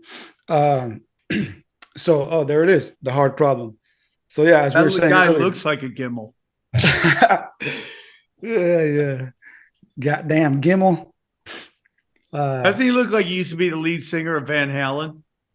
Yeah. David Lee Roth, if he had gone to school instead of doing drugs. Yeah, shut up. No, you're good. That's David Chalmers, as we were saying earlier. So yeah, he's the one who came up with the terminology of the hard problem. And basically what we're realizing is that consciousness is superior to matter, meaning that consciousness is what creates matter and not the other way around. And that evolution does not explain how the human consciousness came about. All right. So we have 2 minds, as I've been saying throughout. We have the conscious and the subconscious. And in the subconscious is where the program begins, or where the program resides. And there's a new theory that just came out last year about the subconscious. I don't think it has a name, but the leading scientist behind it is Andrew Budson, who's been studying this stuff for many decades. And I just call it the deja vu theory, because basically what he realized was that every action that we do in this life is actually just us remembering the action a few milliseconds after. It's kind of hard to understand, but in this quote right here, he kind of explains it. even our thoughts are not generally under conscious control. This lack of control is why we may have, oh, sorry, no, this is different. I'll get into that in a second. But basically what Andrew Budson realized was that the subconscious tells us what to do, and then we do it. And it's a very, very fast, like faster than the speed of light interaction. So if you want to move your hand, you think that, you're saying, oh, I'm going to move my hand, but your subconscious is actually the one who's saying, let's move our hand. So everything that you do, whatever it is, blinking, kicking it, smoking, whatever, every little thing that you're doing in life, you think that you're doing it, but you're actually just like a puppet that's acting it out for the subconscious. I love that. That is, and it already happened, and then we notice it. Basically, yeah. So we have no control of our world in a way. It's like a lagging live stream where you're like always like 2 seconds behind what was really going on. Yeah, dude, pretty much. Damn. Yeah. And in this quote, he's basically saying the same thing that I said earlier, because the subconscious is what the program is, as he's saying here, that's why it's so hard for us to change our lives, is because we're trying to do it at the conscious level when we need to dive into the subconscious and change it there. And going from there with the idea of the two minds, we have what is called the inner dialogue. And only about half of the population on Earth has an inner dialogue. I don't know if you guys have one. So I have one, and I talk to myself all the time. Yeah. So an inner dialogue is basically the ability to hear your own voice in your head. It's so interesting you say that, because I heard Ricky Gervais on a podcast one time, and he was making fun of someone else because the person said that they had they had their own voice in their head talking. He was like, "What? You hear your own words in your head?" And I always thought that was because I hear my voice in my head. So I thought, but I guess some people, totally don't, which is that surprising. gets into the NPC stuff. I know, which is, it's Ricky Gervais. Like, it's crazy to me that people don't have inner dialogue. That to me is nuts. Xavier, do you have inner dialogue? I have it, but I don't hear it in my Mexican voice, is what I'm trying to say. I just hear like a God person talking to me, do you hear your voice? That might be schizophrenia. yeah. I think you're here. Do you actually hear your? That's crazy. I don't mean to be crazy, but that's fascinating. Well, it's not my voice. I hear when Sam says he talks to himself, I literally picture his own voice. Good morning, Storm. XG, get out of bed, XG. It's 12 o'clock in the afternoon. Get out of bed. I don't know if it's actually in my voice, but I interpret it as my voice. Yeah. You understand what I'm saying? I hear it, and I think I put my own filter of my voice on it, but I hear my thoughts. I feel like what Johnny just did, that whole wake up, when I'm running late, it's wake up, and it's definitely not me. That's XG, this is too many marijuana cigarettes today. Stop it. 5 joints is enough, XG. What's weird is it never says that. You don't need another water bong, XG. You have too many already. So your higher self is trying to get you higher and higher. You don't have to go to work. Smoke another joint. Yeah, hell yeah, dude. Seems like you got a hard problem too.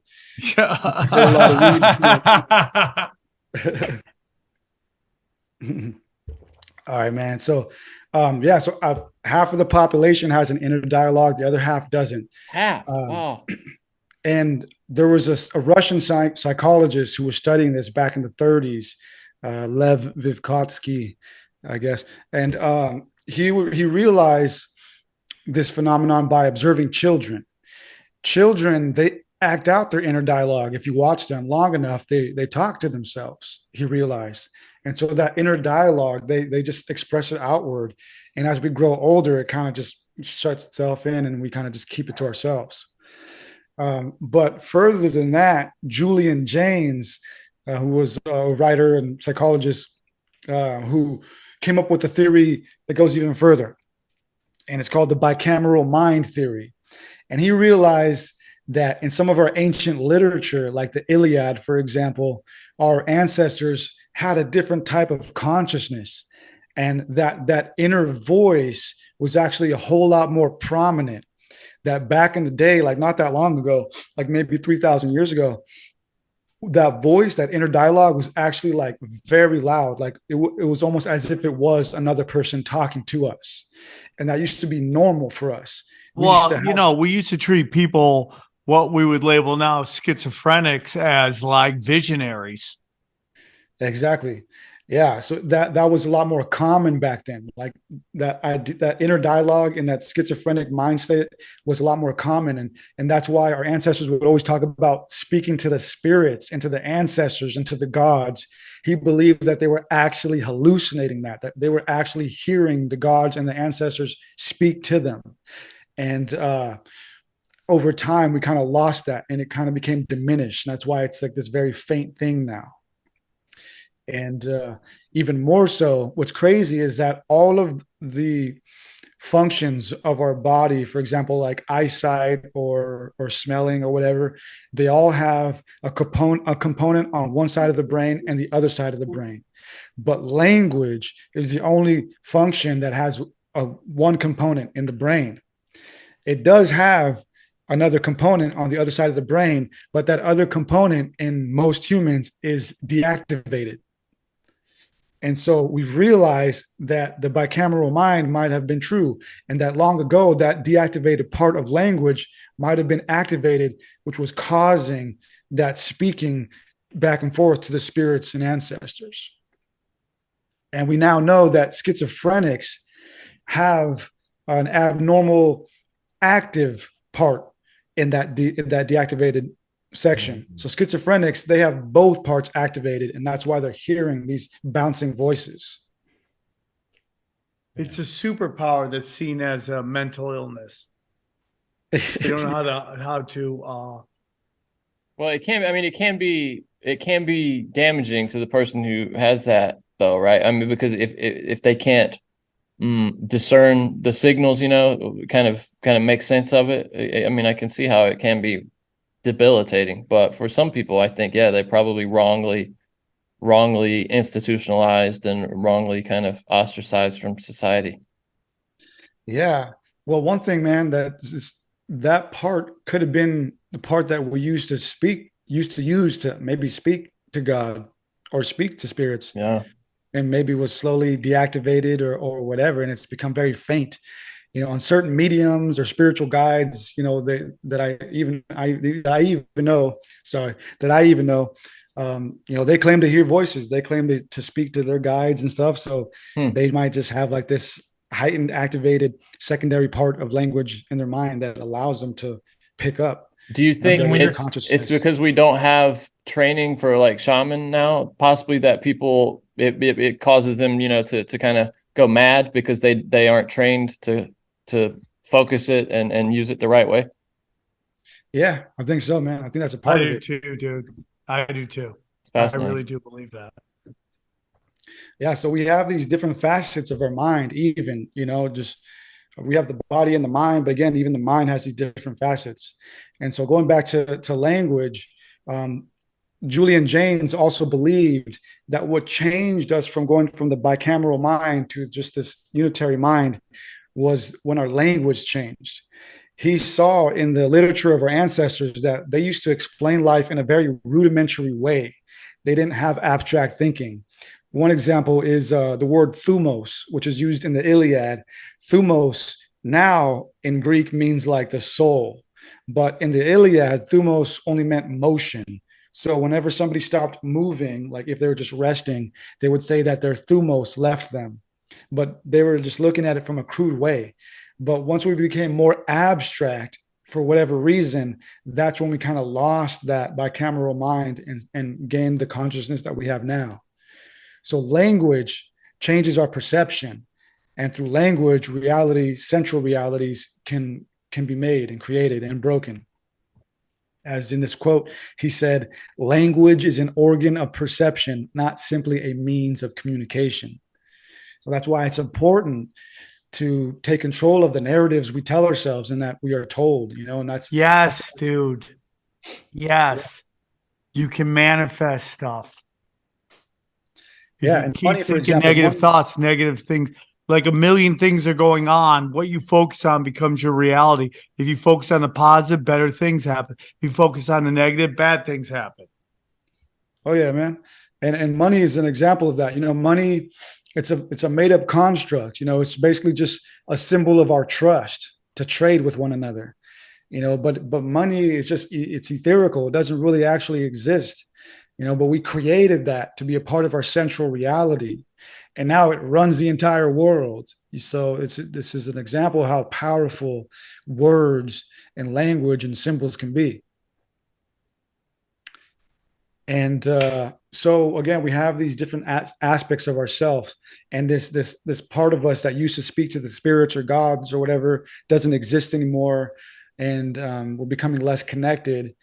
And with that, we have a story that is told in Kabbalah, in Jewish mysticism, known as the Shavira, the breaking of vessels. And in the story of the Shavira, Ein Sof, which is God, the unknowable light, we are told, created a universe before this one. But in that universe, God tried to put its light into all the beings, but its light was too powerful. So everything blew up. The entire universe was destroyed. So in its second attempt in this universe that we live in, God committed what is known as tzimtzum, self-limitation. And it only put a little bit of its light in everything and had to limit itself and draw itself back in order for us to exist. So that's the reason why God is seemingly nowhere, but also everywhere at the same time. It had to commit tzimtzum, self-limitation, in order for us to exist. So this is the divine spark that you hear about in like Gnosticism too, right? Yeah. So in other words, the illusion that we're just a physical being and there's no God and there's no this or that, there's no spiritual world, it's an illusion. And the more we pay attention to our spirit machine, the more we can start to realize that there are these etheric forces that are invisible around us that we can tap into to elevate our consciousness. But with that being said, let me stop real quick. I'm going to take a look at how many more slides I got to go. How long are we in right now? Yeah, we're at let me see how much time we're at. About like an hour 40, I think. Yeah, we're at an hour 40. Okay. You guys doing good on time? Yeah, we got to jam about 10 minutes. Oh, we got jam in 10 minutes? Yeah. Okay. Yeah, because I still had a decent amount to go, but let me just scroll through this and just. We can do part 2 down the line. We could have you back for part 2. Yeah, this is the best. I mean, we might need to have him back just like next week or something. I love this. No worries. Well, yeah, let me just so basically just to wrap that up, we have all these forces around us, and consciousness is the true driving force for the material world. Yes. So the more we realize that we're consciousness, the more we can evolve to the point where we can tap into these forces and actually change our reality. It goes even deeper than that. Like our thoughts can affect the material. I mean, like not just like on a God level, but on an individual level. Like words we say are energy. It's what's it called? The observer effect. By just observing things, we affect everything out there. I mean, like, yeah, our mind, our subconscious is so powerful. Think about placebo. I mean, placebo is one of the most, I mean, people kind of dismiss placebo, when it happens, they say, oh, that's just placebo effect. But think about what they're saying. It's an effect that your mind has that actually produces results in your body, and that's completely inexplicable with respect to science. Yeah, I agree. It's a miracle. Every time I hear about placebo effect, it's a miracle. I love how you just said that. I would be like, they should call it a miracle, but if you call it that, it wouldn't have the same effect. Yeah. I mean, they don't want it. Yeah, they don't want to call it a miracle. They want you to dismiss it because that's not their agenda. Yeah, man. I'll wrap this up for you guys. But real quick, anybody that is interested to know more, definitely check out the book. The Crystal Lattice Mind Illusion should be on Amazon, or the documentary at Esoteric 80 TV. But real quick, let's talk about the reptilian brain network. And then I'll also tell you how we can ascend this program, how we can stop this from being suppressed. So the reptilian brain network is what I call in my book, basically the network of humans and just forces in our own selves, causing us to defunct into lower thought waves, into lower forms of consciousness. And so, of course, we know what the archons are. They're told to us through Gnosticism. Oh, snap. You're getting into demiurge. Damn, that's dangerous. I love it. Well, since we're short on time, I'm sure everybody here knows what Gnosticism is, who the demiurge is, and what the archons are. No, tell us what the demiurge is. All right. So Gnosticism was a psychedelic. The way I explain it is it was a psychedelic amalgamation of the Judeo-Christian religions at that time. It kind of took a little bit of Judeo-Christianism, kind of took some of the Greek stuff, a little here and there, and they formulated their own beliefs of what God is in the universe. And so the Gnostics told us that the ruler of this universe was a fake god by the name of the demiurge. And the demiurge had a band of rulers known as the archons. Well, archon in Greek means ruler. So the archons are the rulers. So the demiurge created the archons. Yes, the demiurge created the archons, and together they created this fake reality that we live in. And the reptilian brain. So we have a brain, right? But even the brain has different components, and it has what is called the R complex. And the R complex is the reptilian part of it, which controls sex, defense, fear, and all these like very primal and low vibratory things. And also the R complex is autonomic. So again, when you're driving and you're zoning out, whenever you're zoned out, that's you going into your R complex, going into your reptilian brain. Oh, I'm there all the time. So the quickest way to induce the reptilian brain is through fear. And of course, we already know the globalists, the Illuminati, all these reptilians, they're always pumping us with fear every day. But by pumping us in perpetual fear, they keep us in a subtle state of the reptilian brain. And so subtly, they're changing us into reptilians. And depression is just another arm of the reptilian brain network. Depression is rampant around the entire world, and it increased 25% globally from 2020 because of the pandemic. Yes, dude. And this gets into my whole thing about, I did this on Zero. We have all this fight and we're constantly in fight and flight, right? And, everybody here is much younger than me. And sometimes I feel like I'm starting to become the old man on the lawn. I talked about this on Conspiracy Social Club the other day. But, when I watch these young ladies on these Instagram and YouTube videos talking about what their body count is and openly like bragging about like all this super sexualized stuff they're doing. And I go, man, I mean, like that is not good for your psyche. And then I go, oh, okay, am I an old man? But then I go, well, the statistics show us that women are not happy. They are not happy. Like their level of depression, they're in therapy more than ever. They're on more psychological drugs than men. They just are. They're on big pharmaceuticals more than men because the culture that we live in is pushing them to act like men. And that's not what their wiring is. And this is all part of the archonic, some people call it the Molochian kind of brainwashing that's going on. Culture is not your friend. Yeah, it's the reptilian brain network, as I'm calling it in the book. And depression, we're starting to realize that depression isn't an emotion. When you watch a movie and you get sad, that's an emotion. But depression is actually an altered state of consciousness. It changes your entire physiology. And so when we're induced into the reptilian brain network through fear, through social media, through the health industry, through all these different things, we are put into a depressive state, and depression alters your entire consciousness and your entire body and puts you into a lower state of thinking. And this right. And so again, we have the reptilian brain network, and it pushes us into depression. It pushes us to just have this, to be in this subtle state of lower thinking. And that's all around us.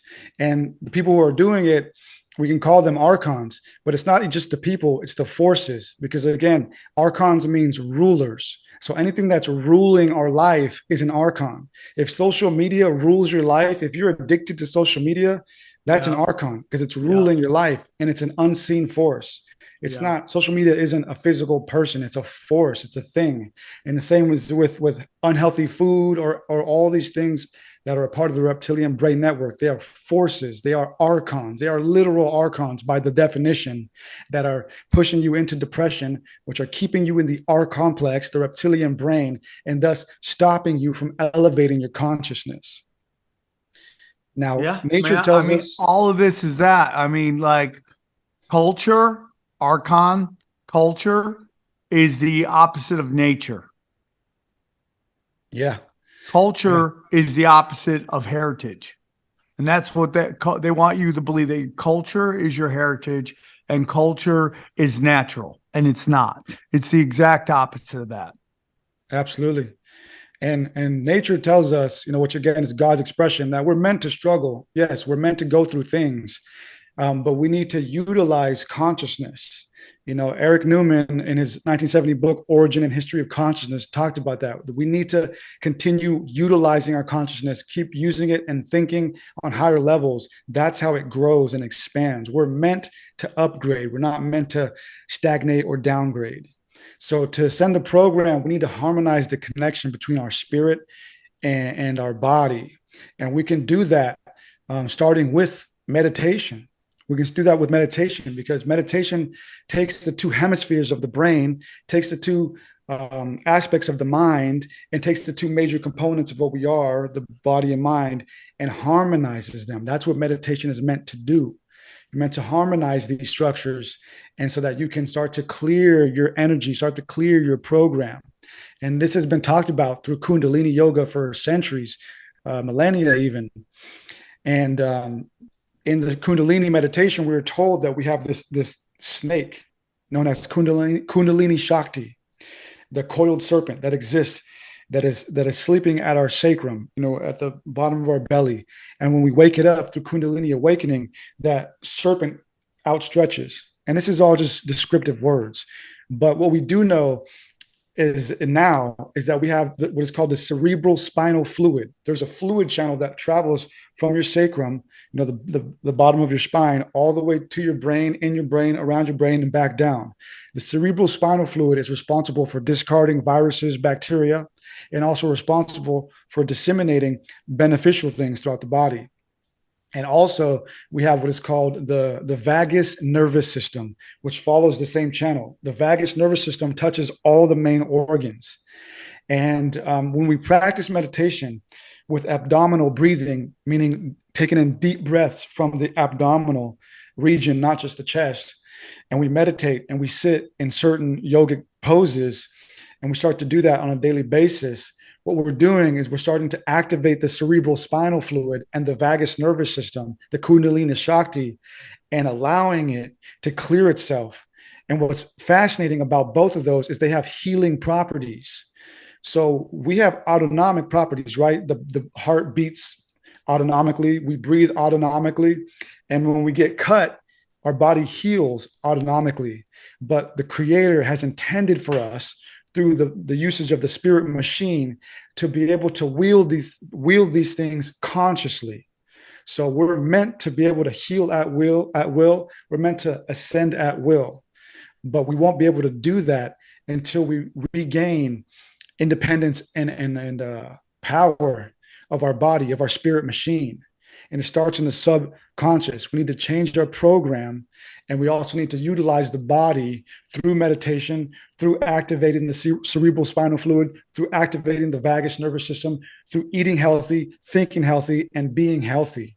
And the more we do that, the more we elevate our frequency, and the more we break through depression, and the more we have a better chance of elevating all of us to the point where we can reach what God intends for us, which is to upgrade our entire conscious program to the point where we can tap into the unified field and manifest at will and traverse space and time to wherever it is we desire. Man, Eddie, you always come with the good stuff, bro.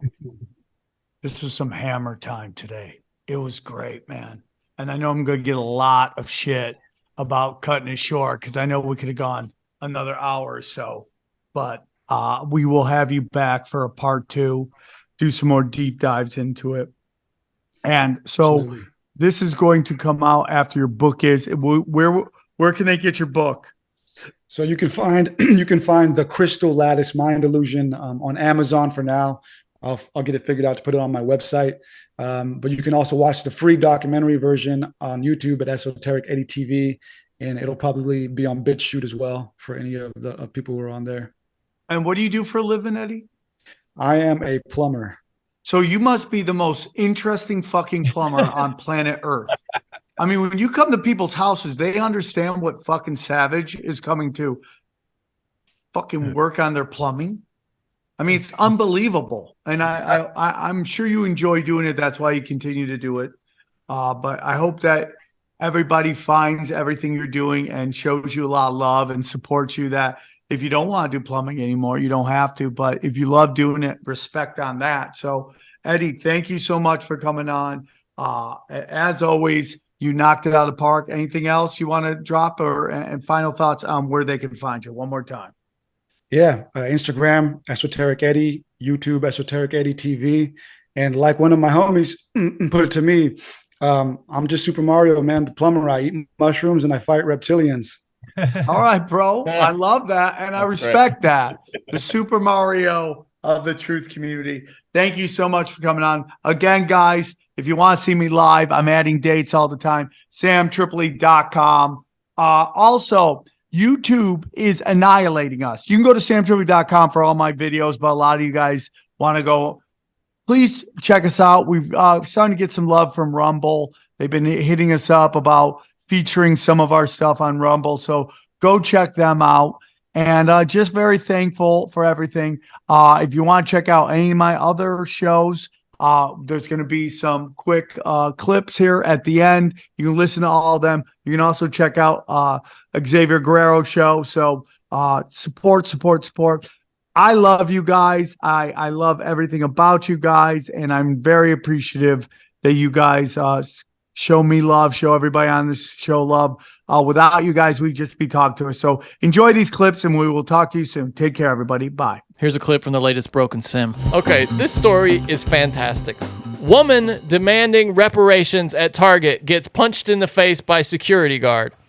A woman who allegedly demanded reparations at an Ohio Target checkout line was punched in the face by a security guard and placed under arrest. This is my Rosa Parks moment, 37-year-old Karen Ivory told police officers after a confrontation inside a Blue Ash Target last year, according to a report from the New York mental Post. Illness. We are weaponizing mental illness. Here's the video. We might have to wait on an ad, but give me a second. And the rumor is she aggressively fouled. He tried to walk away, and she aggressively fouled him into the security room. There's no audio, it says. Yeah, I mean, what do you want to hear, the smack? I was hoping I could hear her say about her Rosa Parks moment here. Oh, he'd already punched her. Yeah, I guess he had. Wait, what? Oh, here it is. Okay. Damn! He smacked the shit out of her, dude. Yeah. He's like, what do you want me to do? You're chasing me around. I agree. But I feel bad he punched her. I feel bad for her. Did he punch her or slap her? And by the way, she got arrested. I mean, you don't get reparations at Target. That's not how reparations work. He slapped the shit out of her ass, didn't he? Yeah, and then, I mean, just like mental illness. You're just... But I just like that you remember that? Leroy Jenkins. I imagine her going in, this is my Rosa Parks moment. And just getting this shit slapped out of her. I just feel bad that he punched her. But you can tell he's afraid of her, though. He's like backing out. He's afraid of that woman. But by the way, did she not take a great punch and got right back up? Yeah, it's fair enough. I mean, God bless you. Speaking of people taking punches, by the way, I think that story's hilarious. There was this guy who, you ready for this? Yeah. Video shows drunk man falling from the 19th floor, standing up unfazed and singing all the way to the hospital. So here's the video here. Check this shit out. I'm gonna mute it. Watch this, dude. See that? What floor? The 19th floor. Watch him. Boom. Whoa.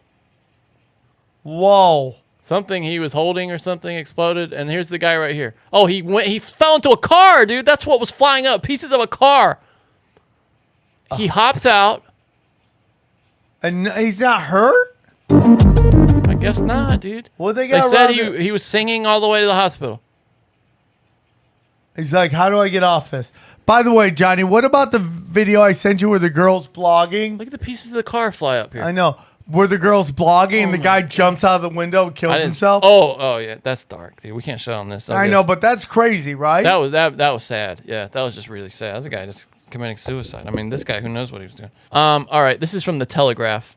A teacher claims she was left humiliated after being made to apologize to students at a private girls' school for calling them, guess what? What's the worst thing you could call girls at a private girls' school? I've heard this story.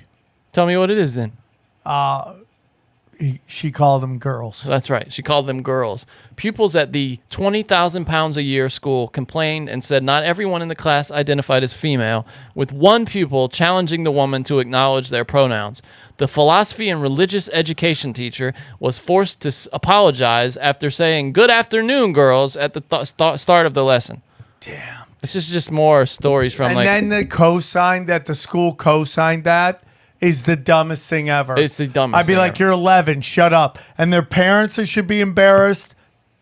They also had a lunchtime protest after she refused to acknowledge their request and usage, and said that she would need to involve some parents if a pupil's preferred pronouns differed from their biological sex, the male said on It's just Sunday. so dumb.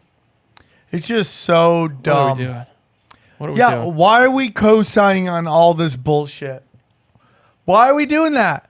These people are so ridiculous, and it's all rich kids. Look at what they're doing. You're 11, and you're crying about your pronouns? 11 years old. Dude, if that was my daughter, I'd be like, what are you fucking doing? And here's a quick sneak peek of Conspiracy Social Club. Enjoy. You eat bacon in the show? God dang it, man. I'm on a 24-hour fast. It's so good. Just like this show. A smart animal had to die for you to snack on this show. I feel bad about it. You should. They're smarter than I dogs. love bacon so much. They're smarter than dogs. Yeah, and I feel bad for pigs. Yeah, I do too. But I try to eat organic bacon. I What do you mean free range- organic? I want free roaming. Oh, you want one hogs. that roamed and then got shot I'll and shoot killed? a fucking pig in the face. You will. Yeah, I will. All right, guys, real quick before we're done, we want to tell you about all of our affiliates. It's a great way to support the show. As you know, fiat money is chaos. Okay, fractional reserve banking, dangerous. The best way to get out of it is precious metals, in particular, silver and gold. And that's why we're working at Wise Wolf, okay? Wise Wolf, silver and gold. Just go to samtripoli.com or samtripoli.gold and you could join. And he's hooking you up. They got great that you can either buy single time or you can sign up for their program where you can buy up to $500 a month. I'm doing it. I hope you can too. We also have everybody at Eagle Research. That's right. Eagle Research, AquaCure Mobile, Model AC50 brown gas, hydrogen brown gas. The guy who makes it says it's secure. People are using it. Check it out. Just go there, use the promo code tinfoil hat, 3 words, and get a discount. Go back to the main page, Sam Tripoli. You will get, you get a discount with the promo code tinfoil. And then our good friends over at Haley Ray CrystalShop.com. Go to the promo code is Swarm15. Get 15% off all your crystals, all your quartz, all you name it. What do we got here? Look at all this stuff. All this stuff. All the best. You can do it right there. It's all part of the best crystal shop on the internet. Jewels, bracelets, clusters, you name it. Oh, look at that. Look at that. Candles, you name it. You got it. Swarm 15. Thank you for supporting the show. We love you. And Thank you so much for your support. We go deep, homeboy. Aaron, open your mind.